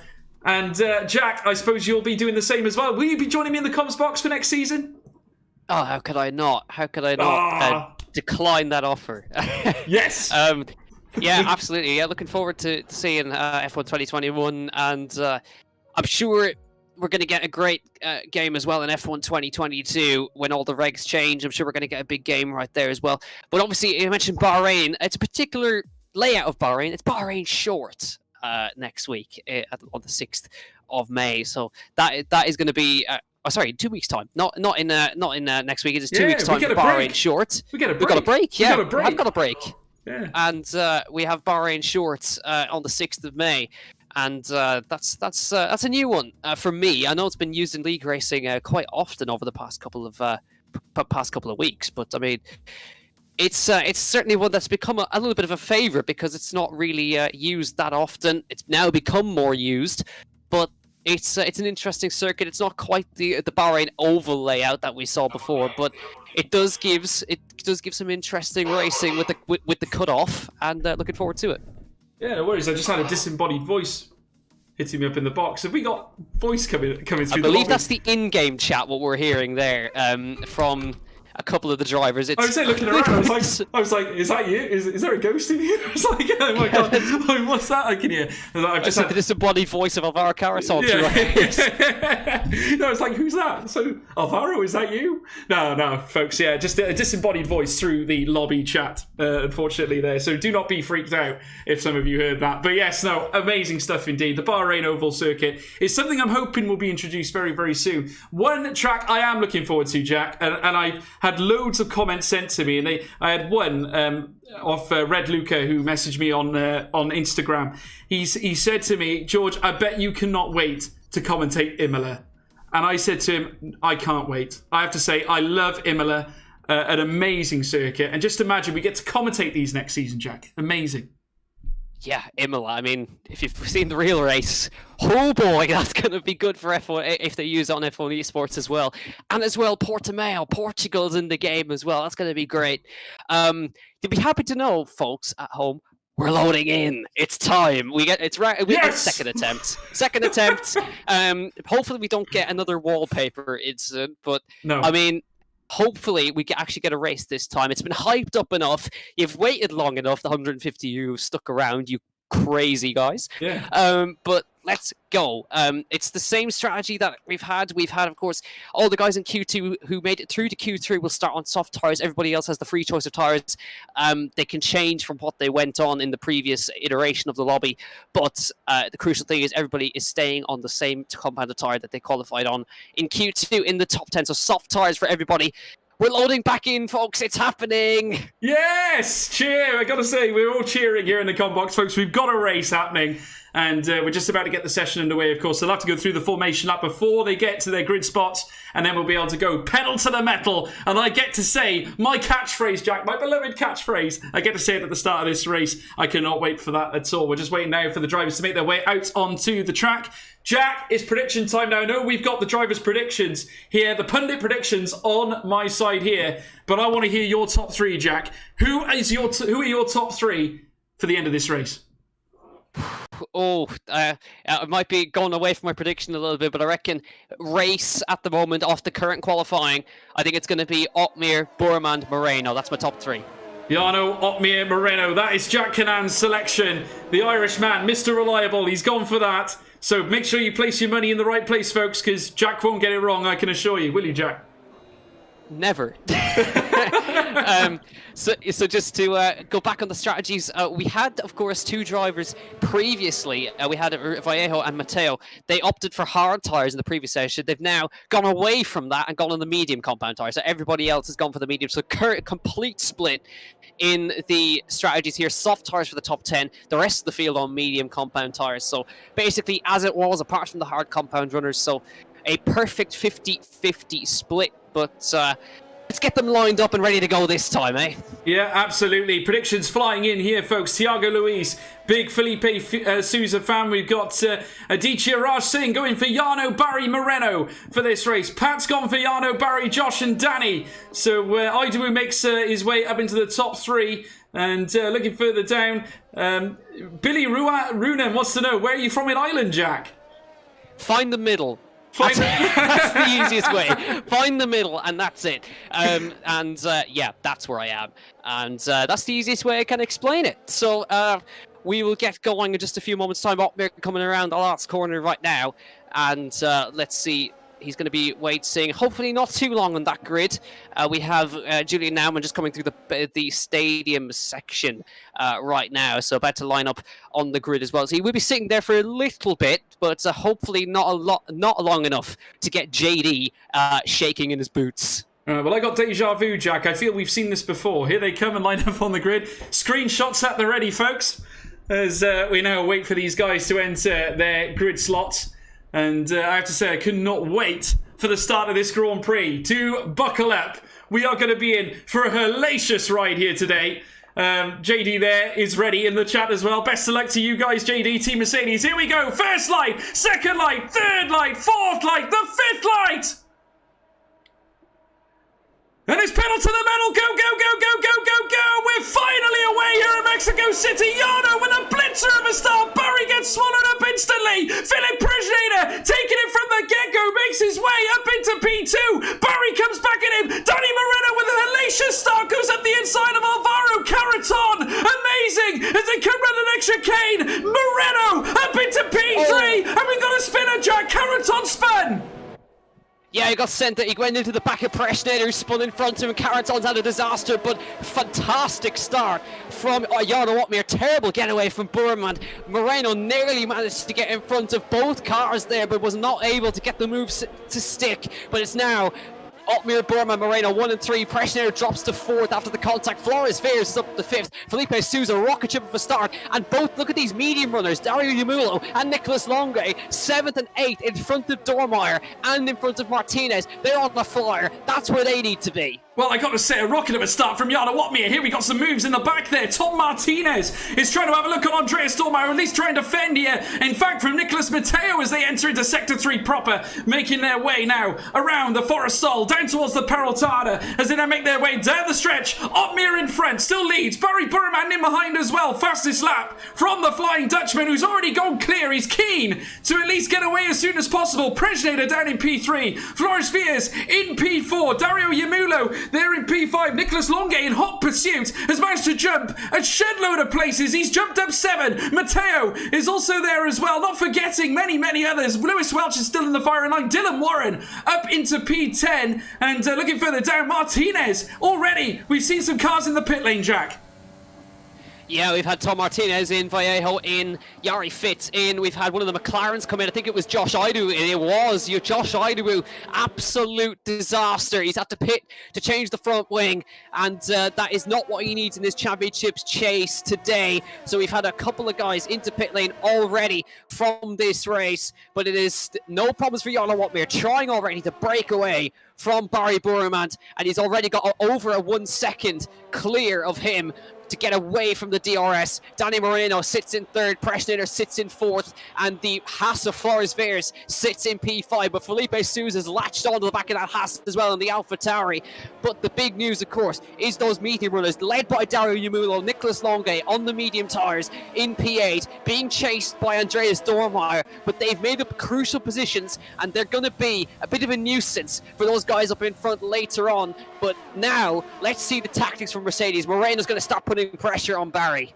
Absolutely, and also just look at this, the AlphaTauri now in the midst of what looks like Forest Veers, of course. Now the Haas is under a little bit of treacherous pressure here. The AlphaTauri is there, right behind him. Felipe Sousa on his first visit, looking to really hammer home a potential offering here. Gianna Kinchi is out of the race as well, and of course he will not be racing now for the rest of this Mexican Grand Prix, as we're now witnessing them head round the next right-hander now, before they reach another right-hander. And this is of course round the Hornquilla, down towards the S's, still in front. Jarno Watmere, who is streaking ahead, Jack. He's literally piling the agony upon Barry Burman. 1.7 seconds, the difference between the two of them. And now Danny Moreno is another second back to him. So it's very strung out at the top end, something we very rarely see, certainly here at PSGL.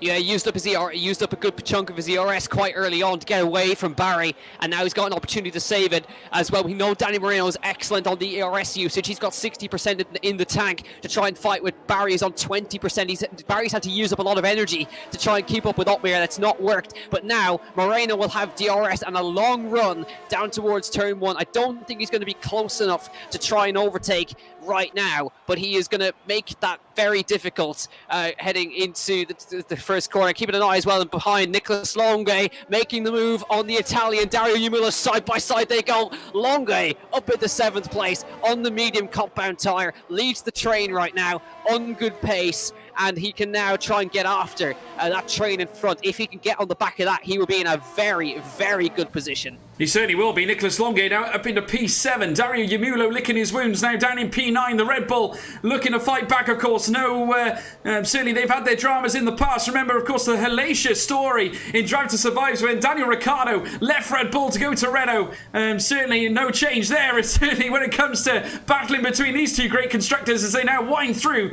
the S section. And look at Longe pulling away from Dario Yamulo now. He's loving life currently on this track, certainly now with his medium tyres applied, as opposed to the hards he might have picked, or of course the mediums he would have had in qualifying. He's now looking extremely competent there in P7 and trying to tag back at Felipe Sousa, and you have to imagine he'll have his opportunity as they round the final corner very shortly. Currently the top 6 currently make up the soft tyre deficit. Medium tyres by Longe, that is the first sight of mediums you're going to see in the top 10. Dormeyer down to P9, Caraton down to P11 after his little spin. Certainly not a great place to be as Dario looks to fight back here, down towards the next right-hander at the turn 1 section, heading into the Solana S's, and as they do so, still Longe is ahead of the Red Bull, certainly looking in very fine fettle indeed, heading down the stretch now, down the Transera, down towards SA Delago, and as they do so, you can now see with DRS this time, can Yamulo tag back? Not this time. The Renault of Longe still holds on in P7.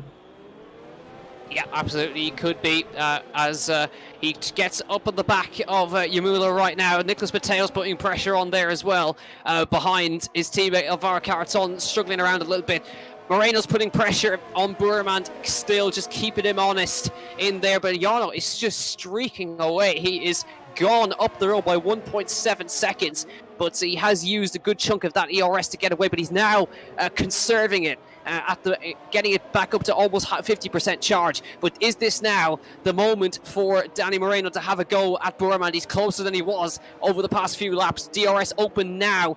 down towards turn 1. Will he use any overtake? Not using any of it, but he has a second DRS straight coming up after the first 2 chicanes here. Looks to the inside, not enough to pull alongside. Into turn 1 they go for the 6th time, into the left and into the right through turn 2 and turn 3, onto the power. Burman trying to defend a little bit here, but still Danny is still happy to hang behind and just measure him up. And we know Danny Moreno is calculated. He will make the move when he's already calculated in his head when he's going to do it. He has indeed. He's literally so close in behind the McLaren. You have to think he might get an opportunity heading down the long straight in the commencement of lap 7 of 36 as they now make their way down into the S section this time. And there you can see the Mercedes. Just what a wonderful shot there, heading around Sector 2, very shortly into Sector 3.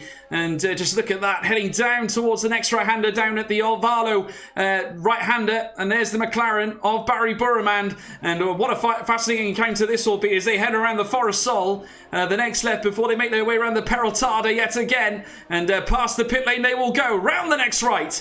And still Moreno chasing there in P3. Half a second separates the pair of them. DRS will open up now for the Spaniard as they make their way down the stretch, leading down towards turn 1 at the SS Moises Solana. And still Barry Burman at least holding his own for the time being, but that deficit is coming crashing down now. And the Mercedes be looking to do some damage here, heading into the next right. No move to be made just yet, Jack, but you might think that he'll get a chance down the Transera. Yeah, he's really lining him up each lap by getting closer now with DRS. Another bite of the cherry for Danny Moreno as they head down to the brakes. It looks like a problem for Dormeyer in the background, just trying to check, see what's happened there. He's gone off in turn 1, and I think he's also been involved with Yamulo, who's dropped down to 11th right now, so a shame for him. But Moreno just still sticking in behind Burman, just trying to force him into an error. At the same time, in 4th and 5th, there's a big train going on there. Prestator in 4th. Flores Ferris, he's just picked up a penalty in P5. Felipe Souza still in there in P6. And Nicholas Longe in a good position right now. He's P7 with no DRS on the cars in front, but also he's broken DRS on Nicholas Mateo in P8. So he's comfortably in there right now. And this will be really intriguing right now, because in the current scenario, George, Jarno Watmir will take the lead of the championship by a singular point over Barry Burman. Yeah, and you have to think that this early groundwork that he's put in this race, he's already breached the 2.5 second mark. Danny Moreno looking for another bite of the cherry here in lap 8 of 36. They make their way down towards turn 1. Still the Mercedes being left frustrated, but you have to think that maybe he's happy just utilising the DRS here of the McLaren of Barry Burman, who locks up there crucially. Heading now around the next left-hander, going through now the Solana S's, down now the stretch of the Transera. Great chance here for Danny Moreno as he now slips himself. The slipstream of the McLaren goes out wide, has a look. No sight there indeed of an early overtake there on the McLaren. We're in lap 8 of 36, a long way to go. Otmir's in front, Burman in between, a Mercedes sandwich. Yeah, Burman, he's just towing Moreno along at the moment. Danny is very happy to sit where he is. He's almost charged that battery full. That's what we've really noticed about Moreno the whole way through this championship. He is a master of the ERS charge. He is able to use so much less than everybody else around him and stay in the pace of the cars in front. At the same time, Otmir is doing beautifully, managing the ERS out front and pulling 2 seconds to Burman in P2. But Moreno now has got 100% DRS charge in that car. Is this now where he's going to do it? Into overtake for a moment. DRS will open down halfway down the back straight here. Now with DRS, does he use any overtake this time? No, he's still happy to stay where he is in P3. And no chance of any overtakes, still just showing himself in the mirrors to Barry Burman, letting him know he's there. Into the first couple of corners, I think Flores Varias is going to make an overtake on Philip Prestator. They go side by side into turn number 1. Contact made between the two of them. Varias goes around the outside, the next part of the corner. Again, more contact made. And Felipe Souza is watching and waiting in the wings. Varias gets the job done. Here comes Felipe Souza, the Brazilian, on debut, on the outside of Philip Prestator. Does he get the job done? Prestator tries to outbrake him, but he can't do it. So Felipe Souza now runs in the top 5, and with Varias' penalty, he's actually P4. What a visit there from Felipe Souza, but a great move, or at least a tussle there between Flores Fies and Philip Prestator, who unfortunately was the biggest, the biggest loser there in that exchange, because he's down 2 places. The Ferrari now down to P6 on track, of course. Don't forget, Flores Fies does have a time penalty in behind as well, though. Felipe Souza, what a visit indeed, took advantage of the blows that were being exchanged between the two of them. Here comes Moreno now, in behind behind that of Barry Burman. They will have a chance here. Heading around the final corner, the Mercedes getting closer and closer. And Otmir is in. And so's Barry, Jack. Crucial scenes here in lap 10. Yeah, I knew exactly what was going on there. Otmir peels in. Moreno's now going to use all of that ERS to try and get an overcut done. He couldn't pit at the same time as Otmir. So Moreno's going to go on a massive push lap right now to try and make this work. Let's see in the pit lane. Otmir a clean stop onto the mediums as well as Barry Burmad. We're going to now have the medium runners start to pass him. So Longue moves to third. Matteo fourth. Julian Naumann in fifth ahead of Dario Yamulo, his teammate. So Otmir comes out in ninth place. 2.3 seconds in front of Burmad. So gaining 3/10 in the stops right there. But this is a big lap now for Danny Moreno. He's going to be pushing absolutely flat out. Let's see what happens in due course for this man. But he's been saving up that ERS, and he's now going to try and use as much of it as he can. He was full overtake the whole way down the pit straight. He may go one lap longer, maybe 2 laps longer. We'll see what they're thinking about in Mercedes. Yeah, certainly will. I have to say, it's been a very measured couple of weeks at Mercedes. Certainly a change in mindset, I have to say. Usually we see the likes of Jarno Otmir take things further, of course, but this time they seem to be more of a unit. Moreno and Otmir working together, and of course we haven't seen a lot of them this season. They've been taking part in the Formula E Accelerate Championship, but they're back now at PSGL, and it's incredible to see this ethic that has been taking place by Mercedes. They're treating it exactly the same as an F1 Esports Pro Series event, and you have to think that maybe with this groundwork they're laying down, they are putting a foundation together to land a blow in the Pro Series. And certainly it's great to see this here, certainly in PSGL, as we now witness Yamulo now trying to tag on his teammate here of Julian Naumann. Might get a chance if he opens up the door. Here comes Yamulo on his teammate. Team orders applied here. It must be the case, and does indeed go past his teammate, heading into the initial bends at the Solana S's. But I have to say, Jack, it has been a very measured approach to racing by the Mercedes team. Absolutely, yeah, but crucially now, Otmir's caught in traffic, not what he needs to be right now. He's caught up behind Johanan, who might move out of the way from brakes early, lets the Mercedes through. So Otmir's siding his way through the traffic and trying to make this work, but Danny is in full push mode at the moment. He's trying to open out as much of a gap as he can to try and get himself in front, ideally in front of Barry Burman. That's his target. He needs to slot himself in between Jarno and Barry. So here he comes around the last corner. Will he go a lap longer on those tires? Trying to peel in. No, he doesn't. In comes Danny Moreno to bolt on a set of the medium compound tires, which means Nicolas Longue will lead the Mexican Grand Prix on the alternate strategy. He certainly will, and Longue, once again, he himself has got to try and put some deficit, certainly in terms of time, to benefit here. He had a good start to the race, managed to whittle his way through the field, gained approximately 8 places off the start-finish line, and a fastest lap applied by Jarno Otmir, who is now on full flight mode now. He is trying to let fly here at this grid order now. Fastest lap on the board. He is now chasing Julian Naumann. The 2 Red Bulls are ahead of him here, in behind Johanan. Barry Burman crucially as well, in P7, who's still yet to pass the AlphaTauri. Great opportunity for Otmir now to spring an additional advantage here on the Iranian Barry Burman, which could easily spring to over 2 to 3 seconds. So certainly I want to try and apply that as best he can, but the Flying Dutchman certainly still in the ascendancy, Jack.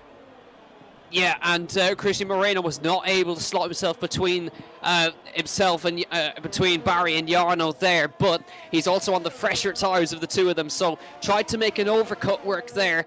That time as Barry gets past Johanan in the S section. That's a crucial place to do it, but you can see visually the gap's open to 2.6 seconds to Jarno in that short space of time. So Jarno's gained in that lap alone, and Danny's also closing a little bit thanks to the traffic of Johanan. So we'll wait to see what happens now, but Nicolas Longue, he leads this race. Nicolas Matteo is second, but with a penalty. Dario Yamulo and Julian Naumann third and fourth. But the alternate strategy runners are starting to get caught up by the leaders. So Nicolas Longue, what's in his mind? He could still spring a surprise later on, but it is a big ask to try and come back to try and challenge these guys. But Jarno, it's worked well for him. It's 2.6 seconds, and Moreno gets past Johanan down the front straight, moves into that P7 slot, and as well, only 1.4 seconds behind Barry Burman, and with lots of ERS to use. Yeah, Andreas Dormeyer picking up a 3-second time penalty as well, but just look at Nicolas Matteo on the medium tyres, getting closer, sneaking closer to the Frenchman Nicolas Longue. Now, Matteo, very familiar with racing race wins, of course. He's had one already this season, his very first in his PSGL career, taking victory at the Italian Grand Prix. What a place to do it as well. And he's come here once again to PSGL. He's in P2, currently on track, trying to chase Nicolas Longue. I think he lost a little bit of time heading in through Sector 2, but he's still on the tail of the Renault as they head round. Runs very wide there, heading around the Avalo bend, now around the Forest Sol very shortly, down towards Paraltada now, and crossing the line, and he will try and garner at least again more time upon that man Nicolas Longue. Jarno Watmere right behind the Red Bulls now. This is crucial as we now see what looks to be Julian Naumann boxing now. Can Jarno dispatch the two Red Bulls in the space of two corners here? As indeed Jarno now letting fly, getting closer and closer to the rear end of Dario Yamulo. I've got a feeling he's going to be left astray at least for the time being, but the crucial matter is he's peeling through this field and putting some time delta in between him and Barry Burman, which is very important.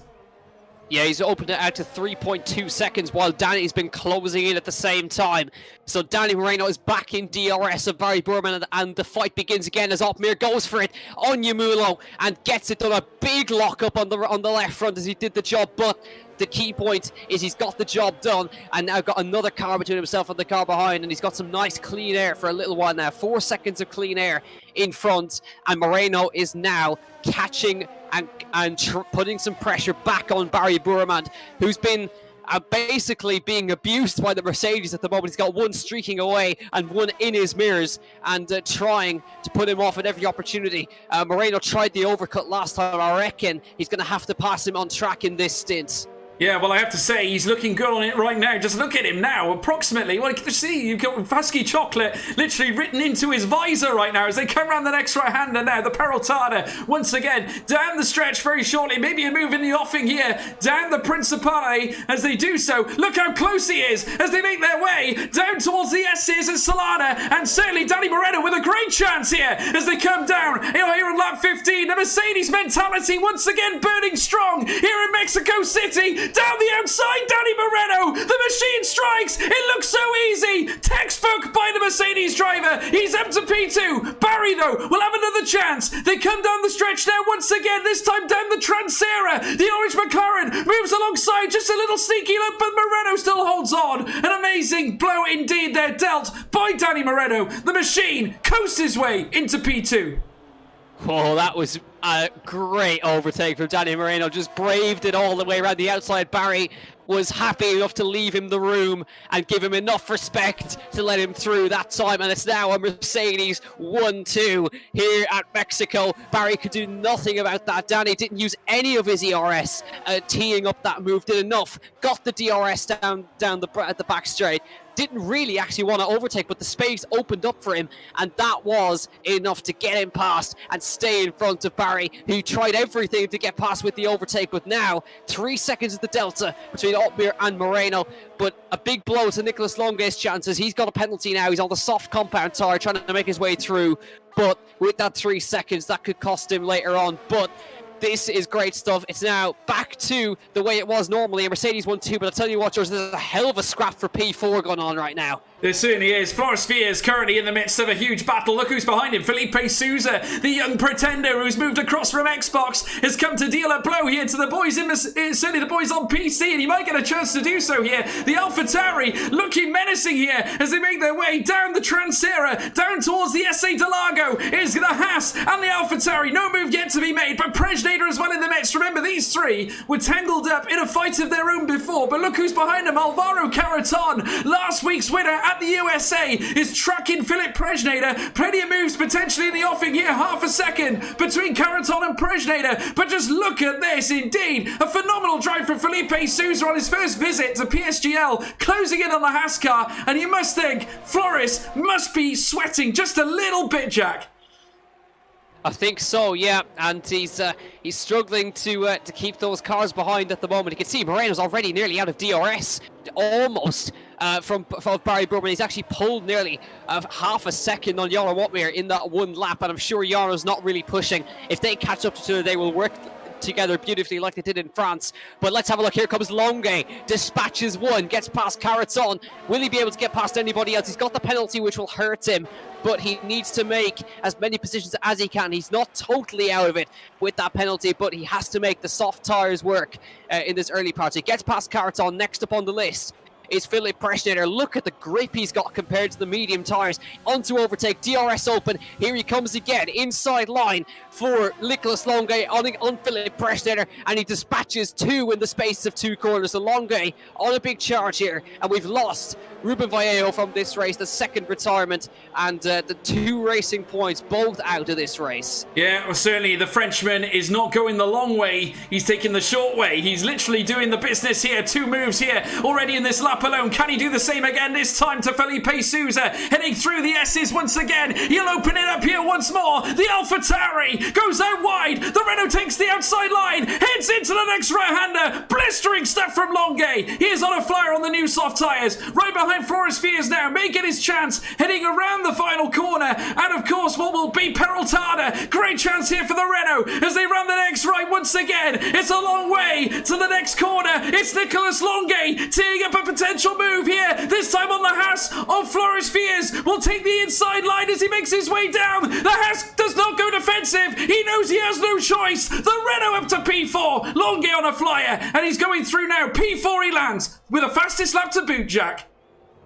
Yeah, absolutely fastest lap for Nicolas Longue as well. So it is really now that was 3 overtakes in the space of a lap, and they're going to keep scrapping behind for position, but that penalty will hurt him, Nicolas Longue. So look at the gap now up in front. 1.6 it comes down to between Moreno and Otmir. Moreno's using all of that ERS to try and get away from Burman, but Burman's not letting him away. That's the thing. He's actually just dropped out of DRS right now, and this is a big moment right now. If Burman can't get into DRS again, then he is going to be in big trouble to stay with these guys, and I don't think he's going to have DRS this time. Detection point is just round the last corner at the pit entry, and Burman is managed to drop out of DRS. Moreno has done enough, pushed hard, and got himself out of DRS, and I think now if he manages to catch up to Otmir, they're going to work together. He can recharge the ERS, and we're going to have that beautiful teamwork we saw in France.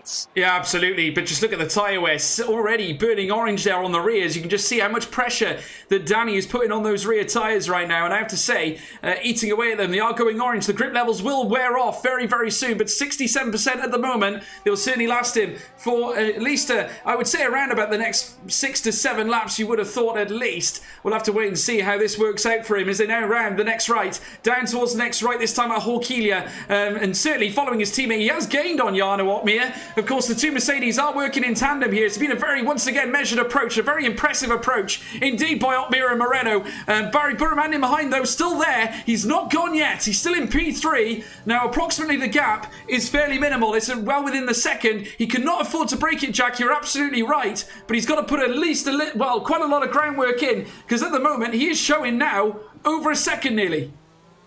Yeah, 1.6 is the gap between Moreno and Burman at the moment, and at the same time, Longue is chipping away at the gap very, very quickly on those soft tyres, about 1.5 seconds taken out in 1 lap. So Longue is becoming a factor in this, despite the penalty. It will hurt him, as I mentioned, but he's certainly in the fight. Meanwhile, the scrap for P4 and 5 continues to rage on in the background, and I think there could be a move on between Sousa and Preschneider. Preschneider coming back at the Brazilian, down the long back straight here, maybe able to get 2, as Veers doesn't have any DRS. Preschneider goes late, but he gets in front of Sousa. Now, can he get the double done on Flores Veers here? I don't think he's going to be quite able to. No, he isn't able to, but Sousa drops down to P7 behind Philip Preschneider, and Preschneider needs to score as many points as he can to keep himself in that championship fight. He's mercifully for him, he's got Idawu behind him, but everybody else in front of me could drop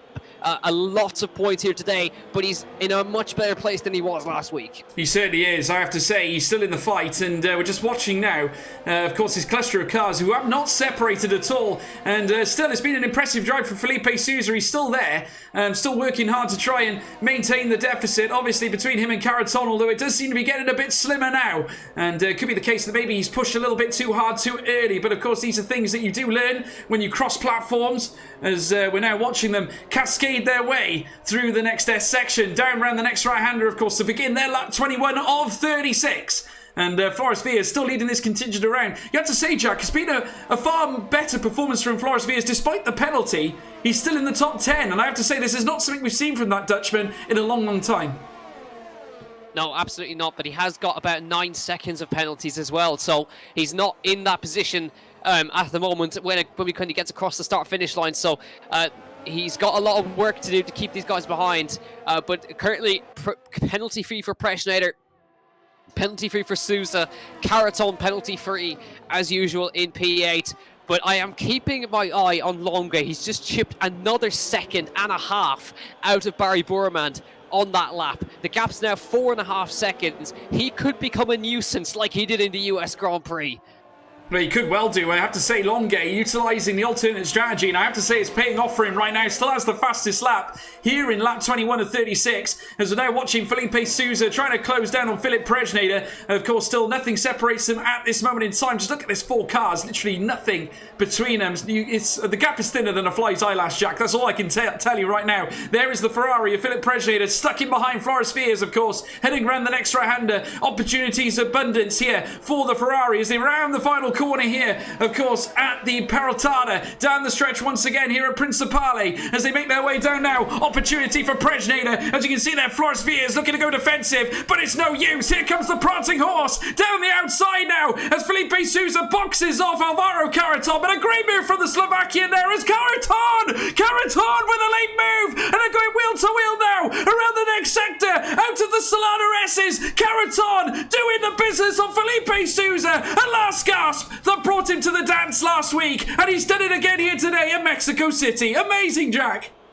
He likes those audacious overtakes, Alvaro Caraton. He didn't even see it coming that time, Felipe Sousa, and Caraton gets it done past Sousa and on the move. Last week's winner, don't count him out ever. He's currently actually now, because of various penalties, currently sits in P6, the chance of a top 5 for Caraton here. Remember, he's P2 in the championship. If he stays like this, he won't be P2 anymore. It will be taken over by Otmir, but he's still making sure he's still in the title fight, and it will get even more interesting when we get to Bahrain short, because that is going to be as tight as it ever will be. Imagine that train we're seeing right there, but the whole grid, it'll be just like Monza that time. But we're on lap 23 of 36. We're going to be heading into the second pit stop phase, I'd imagine, in quite shortly, with about 13 laps left to go. I'm sure they'll go a little bit longer on these tires, but we're going to be starting thinking about stops right now. Moreno is actually almost within DRS of Otmir, and that'll be great for him to recharge his ERS. But I've got a slight feeling that Moreno really wants to take a win this week. Yeah, I got a feeling he does as well. He's certainly, that's the only business he's in, and that's race wins. Still in P2, but just look at the Red Bulls here in behind, and certainly the AlphaTauri sister car under a little bit of discomfort, because here comes Dario Yamulo, this time on Felipe Sousa. Great opportunity here for the Red Bull team to start whittling their way up the grid. They got both cars in the top 10 right now. That's Dario Yamulo and Julian Naumann, who has made a triumphant return to racing, of course. Nicholas Mateo gets planted with a 3-second time penalty as they enter Sector 3 now, as they now round the way down towards the next right-hander. Just look at him here, the menacing Red Bull team, like vultures in behind, waiting to pick off the AlphaTauri that's ahead of him there. And Felipe Sousa under a lot of pressure now. You can only see in his rearview mirror lots of navy, yellow and red just dotted in behind him there, made up of that Dario Yamulo. Boxing now does Felipe Sousa, as coming across the line goes certainly that man Dario Yamulo, and as he does so, he is now into P7 chasing Alvaro Caraton. It's still teed up to be a fascinating race, folks. With this strategy, well, nobody knows which one is the OP one. Absolutely, yeah, they're working it out as they go, and now Otmir and Moreno just sitting with each other once again. It's very, very similar to what we saw at the French Grand Prix. Moreno's now just sitting just on over a second away from Jarno Wotmir, and he's now, there it is, he's got under the second mark, and now he's got DRS on his teammate. That will be a great comfort for him, but this will now be a straight fight between the Mercs for the win. And it's a key point to note, Moreno's got 2 lap fresher tyres than Jarno Wotmir, so Jarno would be pitting before Moreno. So if Danny wants this win, he's going to have to push pretty hard on his outlap, and Moreno's going to, actually Wotmir's going to box now, so this is going to have to be a good lap for Moreno to try and displace Jarno Wotmir, who boxes for his second pit stop of the day. Barry Burman follows him in. Nicholas Longue follows him in as well. Good stop for Mercedes, good stop from McLaren as well, by the looks of it, onto the soft compound tyre, and they carry on cleanly. But it's going to be now Jarno Wotmir dropping into the traffic, which is not ideal for him. He drops just behind the traffic of Nicholas Matteo. He shouldn't really catch up to them with this lap, but Moreno's got to push with everything now to try and get this done. Yeah, crucial note here, Jack. Barry has got a penalty. Barry has got a penalty. 3 seconds applied to that man's time as he was entering the pit lane. That is crucial. He has been landed with a penalty, and that effectively takes the McLaren into a very obscure situation because he's got Longue in behind him. So it'll give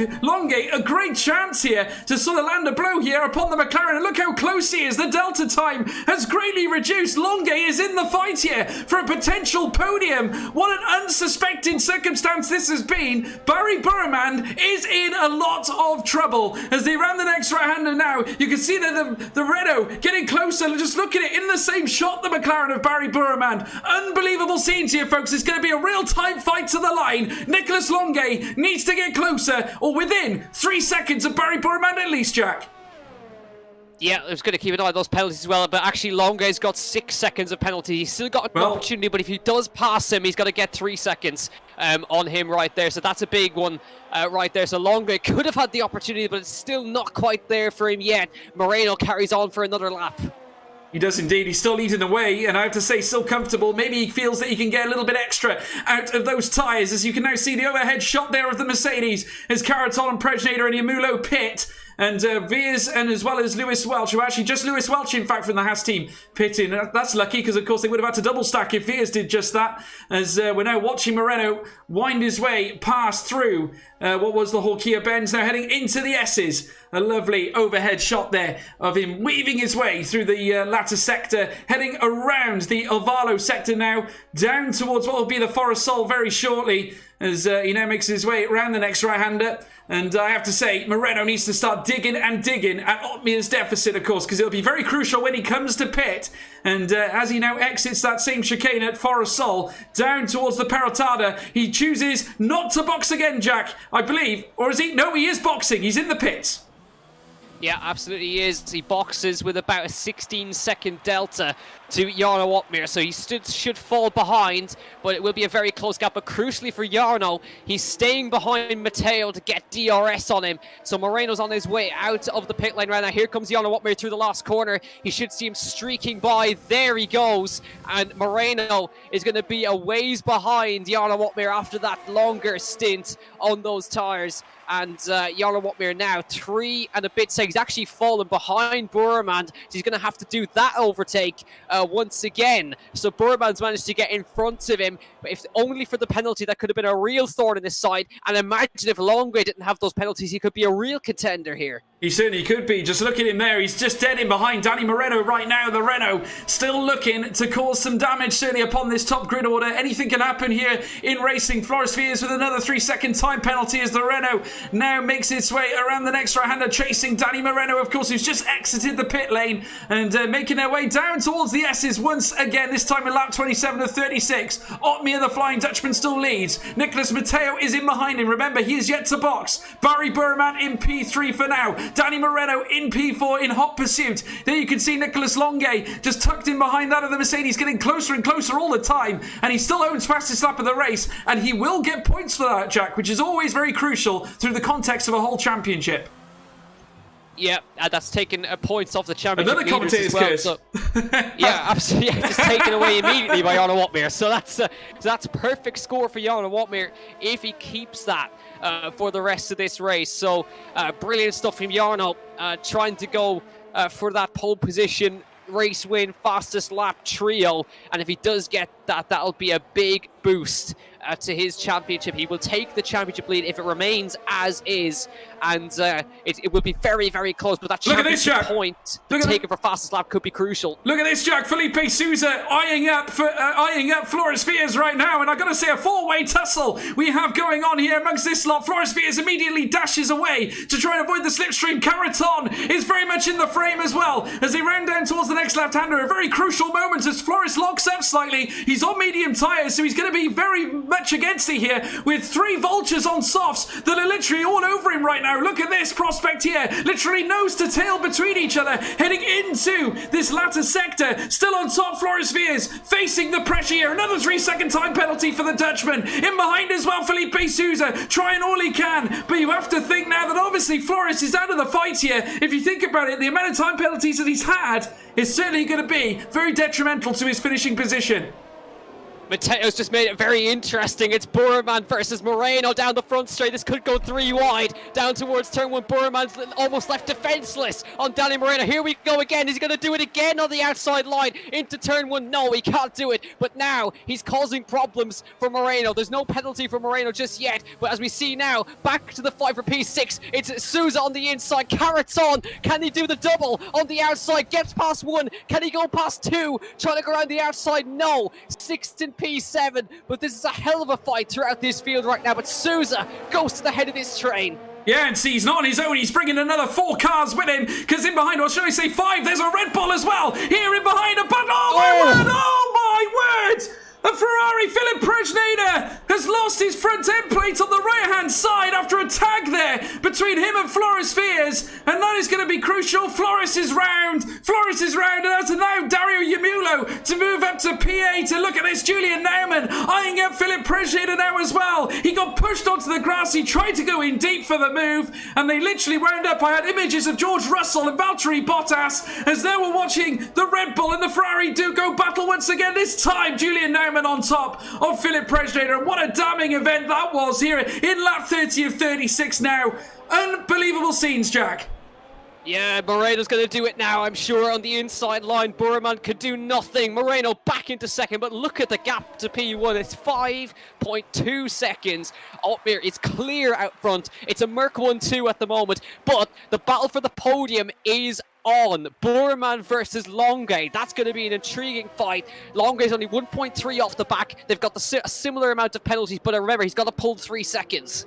He does indeed. Looking behind, Caraton still in the fight. Or should I say Mateo's there. Caraton's not far away though. Bear in mind, he's really quick at the moment as they make their way into the next sector. Of course, it might be a challenge for Caraton to at least get close to these guys right now, but still an amazing performance to get from where he was before as they now make their way around the next sector as they do so here in lap 30. Still Otmir leads, but just look at this. Moreno, Burman, Longue, all tied up here. These 3 esports juggernauts all taking part here in this race at PSGL, round in the final sector, soon to be the final corner. Action in abundance here with 6 laps remaining here, folks. Please leave your predictions, or please leave your comments for driver of the day as well later on. We want to hear from you who you think has been the standout performer here in PSGL, certainly here in the PC Championship. And currently we've got a fascinating encounter coming up here, certainly between these incredible drivers here on track.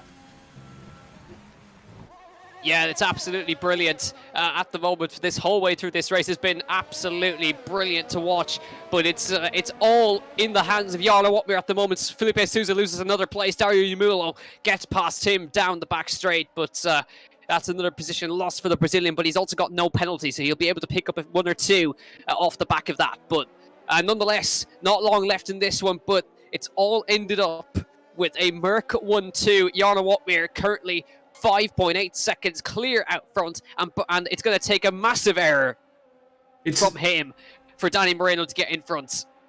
It certainly will. It's going to take a huge error as we now see the ghost of what looks to be Josh Idawu's car making his way down the stretch. Of course, now teammate Barry Burman looking to try and hop on in the podium positions, try and garner himself at least some leverage upon Danny Moreno. But I have to say, it's going to be a huge battle. In behind, I think his concerns lie with Nicolas Longue, who's now only or nearing up 7/10 of a second in behind the McLaren. There he is coming into shot, passing Idawu's ghosted car as they come down the stretch now, down towards turn 1. And very soon to be at the Solana S's. And as they do so, there you can see Barry Bourmand hot on his heels now. Nicolas Longuet, just look how close the Frenchman is. He's within DRS and everything now. So we're going to see a fascinating battle now for P3 in the race, of course, with 4 laps remaining, and that can make all the difference. Squeaky bum time in the race nearly upon us now, folks. Leave your comments in the chat. We want to hear from you. Who is going to get P3 in this race? Bourmand or Longuet? Tell us who you think.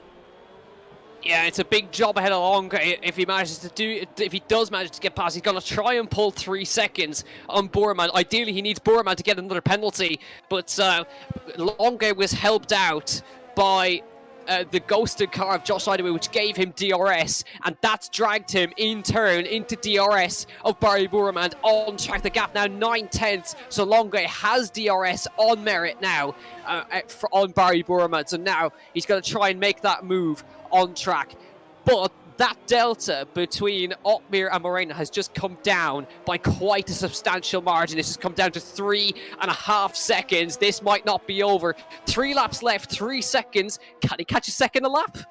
Well, you'd like to think so, Jack. There he is right now. Literally nothing separates him. I have to say, the tyre wear is starting to show on Moreno's car. 63% on the rears as he comes now down towards the next right-hander.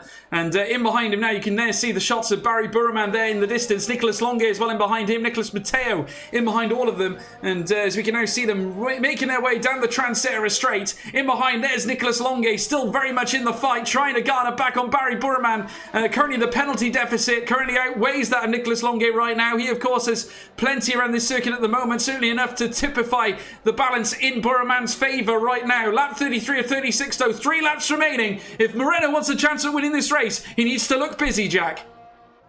Yeah, he's got to get after Otmir, but that gap might just be a little bit too much with too little too late. From Barry Bourmand. He needs an error or a penalty from Jarno Otmir, really, and neither of them have got a single warning or a penalty so far in this race. They've driven about as cleanly as you can get on this, so they've driven sublimely the whole way through. Just 3 laps to go across the start finish. Gap is 3 seconds, came down by another half a second on that lap in favor of Danny Moreno, so there's still time for him, but that battle between Longuet and Bourmand is going to get even more intriguing because Longuet is only half a second off the back of Bourmand and closing fast with that DRS, but that extra 3 seconds of penalties will hurt him. He could have had a podium. He'd had a different strategy. It's worked out brilliantly for him, but he'll be ruining that extra cut track. He certainly will. Now he's on the rear. A little slide there coming out of the S section as they make their way down towards the next one now, and into Desse de Lago out of Transera as they now enter the Horquilla now. And there is Barry Bourmand right on the front wing there of Nicolas Longuet. Penalties, of course, making the difference here at this moment in time as they head down towards the S's once again. The McLaren versus the Renault as they enter this very tricky section. Of course, don't want to rise over the line at all. Certainly don't want any insult to injury here, Nicolas Longuet, as they come round the next swishing bends now down towards Sector 3, where they will enter the Recta de Avalo. And as they do so now, hitting over the curb there on the right-hand side, takes a little bit of the left into what will be for a Sol. Just look how close they are right now. Nothing separates them. A great chance on the straight here, Jack, as long as Longuet can unleash his power. Yeah, but at the very similar ERS level, so Bourmand can use as much as Longuet and try to defend here. Down the long straight they come, DRS enabled, but no overtake being used by Longuet. He's still happy to sit behind Bourmand for now, but only 2 laps left in this race, and it is very close between the Frenchman and the Iranian. In through turn 1 they go, gets right on the tail of the McLaren, maybe lining him up for turn 4 here in this one. On the power he goes. Overtake on for a moment, DRS on. Bourmand is watching in his mirrors, but he thinks he knows that Longuet may not go for it. He looks to the inside, but still, he's going to leave it till the very last lap. You certainly will. It's going to be a real straight fight here. Now Bourmand knows that Longuet's got more penalties, and certainly that may help his venture in this race as they head round now into the latter sectors. Certainly the McLaren knows that it's in P3 ascendancy right now, but obviously is very much aware that Longuet can very much turn this tide well, anything can happen in racing, folks. We've got just over a lap left remaining now as Otmir now begins to make his way around the final corner. Still, it's Otmir and Moreno. P's 1 and 2 is a double in hand for the Mercedes team, but Moreno has managed to dip into that delta time. We have still got a potential battle in the offing. Can Moreno get any closer, Jack? Well, I think it might be a little bit too late. Final lap at Mexico. So keep your eye on Longue versus Bourman. It's all or nothing now for Nicholas Longue. Bourman's immediately going defensive, using all that ERS. DRS enabled for Nicholas Longue. But it's going to be too little too late for him. Here he comes towards turn 1. Inside line for Longue. DRS through. Bourman doesn't fight it and stays behind the Frenchman. He knows he doesn't have the penalties in favour of him there, Nicholas Longue. And Bourman will just have to stick behind. But Longue will take solace from an on-track P3. But we wait now as they come through the middle sector for the last time. Talk about domination, and what a way to assert it here in Mexico. Fastest lap, pole position, and now it's almost a Merc 1-2 formation at Mexico as they come through the middle sector, through the S's. Comes Jarno Watmir for the last time, and this will mean the championship lead will go to him. It's a very fine margin, but the fastest lap point might have made the difference going into this next race. Into the stadium section for the last time. The fireworks will go off for Jarno Watmir. Through the middle sector he goes for the last time at Mexico, round the last corner. It's a Merc 1-2, but the Merc at the head of the field, it is Jarno Watmir, winner of the Mexican Grand Prix at PSGL. Danny Moreno will finish in second, and it will be the McLaren of Barry Bourman who will get on the podium in P3. And a round of applause will go to Nicholas Matteo. 20 laps on the hard compound tyre. He will cross the line for P5, barring penalties as we wait for Caraton to cross the line. He gets P5 on penalties, and it'll sort its way out. But utter domination from Jarno Watmir today, and a Merc 1-2. It's very ominous, isn't it? It certainly is, Jack. Phenomenal stuff there. Felipe Sousa battling his way up into P8, of course. A phenomenal result for him. But Jarno Watmir, the Flying Dutchman, P1 in the offing. A phenomenal race indeed. And the Mercedes contingent certainly loving life right now. Ps1 and Ps2. Mercedes once again back to their usual self. Of course, we've seen it many times in the past. If you remember, Hamilton, Rosberg, Hamilton, Bottas, of course, now in the current era of Mercedes. Obviously very used to dominating with 1-2s, and once again they've done it here on the floors of PSGL. Top of the billing. Jarno Watmir will lead the championship now. A tremendous race here today, and you bore witness to it. First for Jarno Watmir. Tremendous stuff as he dons the helmet of Michael Schumacher. And, of course, the game gives driver of the day to Julian Naumann. But I want to hear your verdict, folks. Who was your driver of the day, of course, as we now have a look at the podium finish. And there they are celebrating. It's a Mercedes 1 and 2, a McLaren in P3. And what a tremendous result indeed by them, as we now will take a look at the final classifications. Jarno Watmir finishes up in P1, a domination of a race weekend, certainly for him. Danny Moreno down in P2 there to make it a double 1-2 for Mercedes. There, Barry Bourman P3, Nicholas Longue, great performance to get into P4. Alvaro Caraton, a wonderful fight back after what happened in the initial lap to get P5. Dario Yamulo P6. Nicholas Matteo in P7. Felipe Sousa in his first visit gets a top 10 finish. P8, 1 place improvement since he started 9th on the grid. Julian Naumann with a great finish as well. P19 he started on the grid. He finishes P9, 10 places gained. Joe Hannon, tremendous finish as well. P10, gained right from P18. Philip Presneder outside the top 10. How crucial is that going to be? Flores Viers as well, P12. Andreas Dormeyer, P13. Tom Martinez, P14. Lewis Welch finished P15. Yari Fitz down in P16. Dylan Warren we lost early on. Josh Idawu, Ruben Vallejo and Chana Kinchi all lost at the get-go. Jack. Yeah, absolutely. What a race. Wow. Not quite race of the season, but still.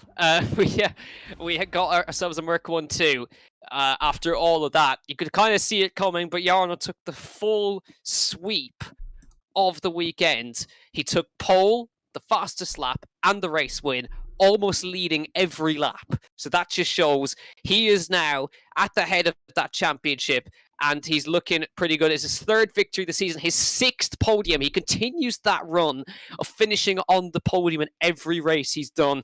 Danny Moreno, his 4th podium, a 5th podium for Barry Bourman, and the best results for Nicholas Longue in this one as well, a 4th place for that man. But that is incredible consistency. Not off the podium once, has not finished lower than 2nd either. Amazing stat, Jack. Absolutely incredible. And I have to say, Mercedes, once again, they seem to be a force this season. And I have to say, based on what we've seen over the last week, obviously with the USA, the way things carried on from there, different strategy was used last week. They came here today, had very much a plan in motion, obviously. But once again, a Ps 1 and 2, that Constructors title is looking very sweet. It looks like it's going to be traipsed in silver, doesn't it? Absolutely, I can confirm the points after this race as well. Jarno Watmere is the new championship leader, ahead of Barry Burmand by one singular point. 84 for Jarno Watmere, 83 for Barry Burmand. And Caraton, he's still in there. He's P3, 78 points. Philip Presnader stays in fourth on 67. The gap grows, so it's becoming a 3-horse race for the title right now. Moreno is on 64 and continuing to climb. He's only a point off of Josh Idlery right now, so the top 5 still in it, but it's Otmir and Burmand separated by a point, 3 victories apiece. Amazing, folks. You cannot get a better title. You cannot write a better story than that. Jarno, Burmand, Moreno. Keep your eyes on the prize, folks. Caraton there as well. Don't forget, a great finish. And we have actually got the Flying Dutchman ready for an interview with us. I have to say, after a great performance like that, Jarno, what a race, mate. I have to say, I got to say, it seemed like poetry in motion out there. You must be delighted with that result. Yeah, that was a very good race. Started off very well, and then it was textbook from there on.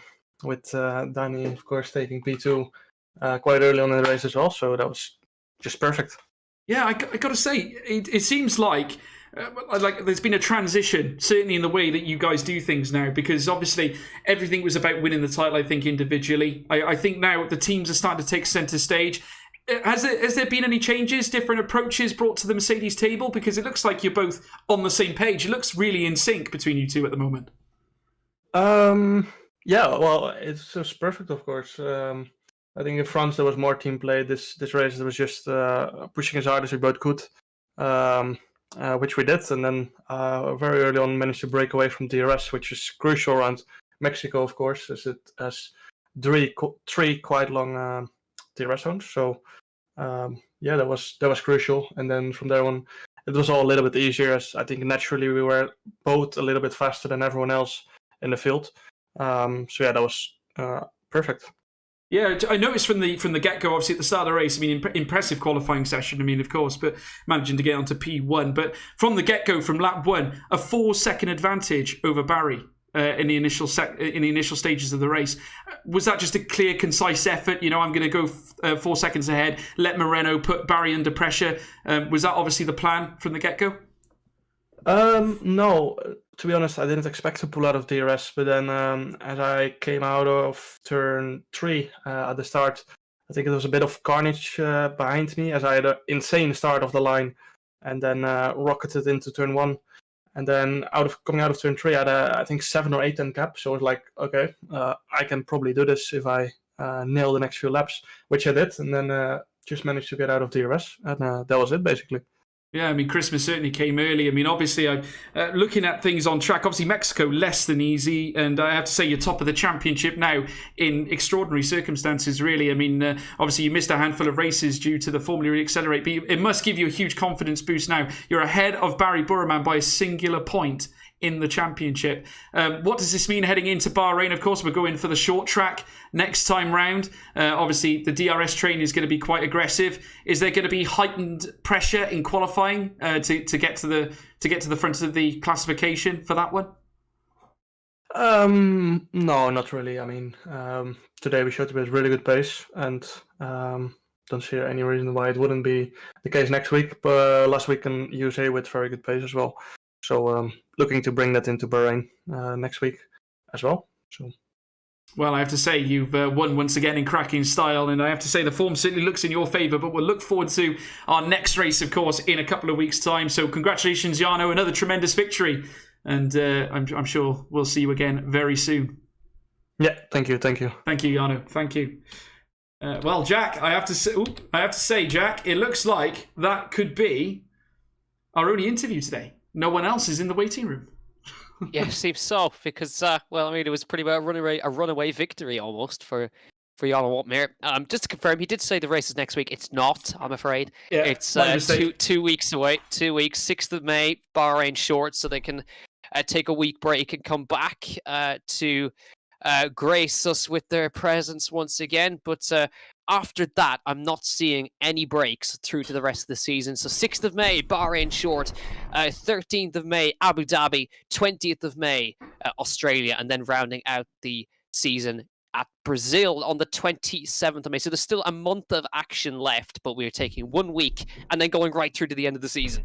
Yeah, I've got to say, me and Jack have earned a trip to Hawaii for a week, so we're going to be going there. But no, we cannot wait, folks. Obviously, going to Bahrain, the oval circuit or the short circuit anyway. DRS Train Central. Obviously, it's going to be very tough to break that slipstream. It's going to throw up a lot of twists and turns, isn't it? Because it's a different kind of pressure, isn't it?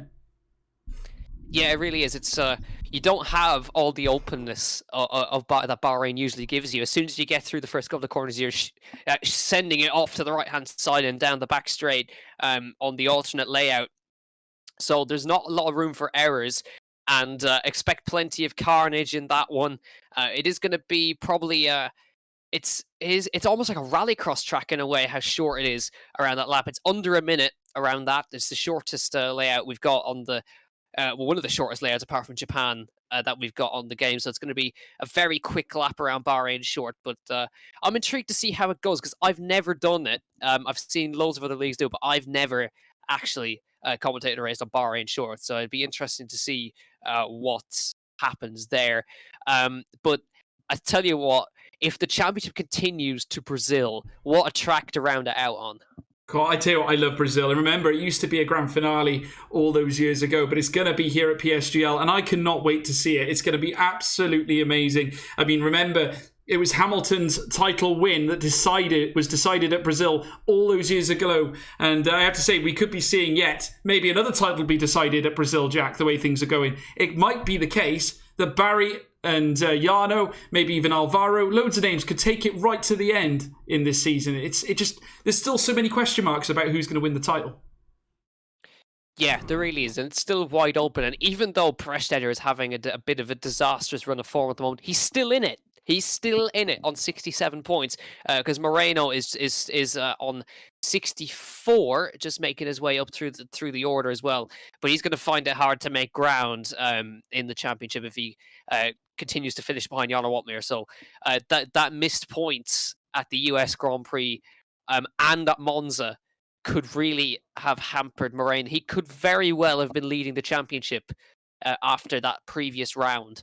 But those penalties might have been, those could have been the turning points of the championship. We don't know yet. It's that close.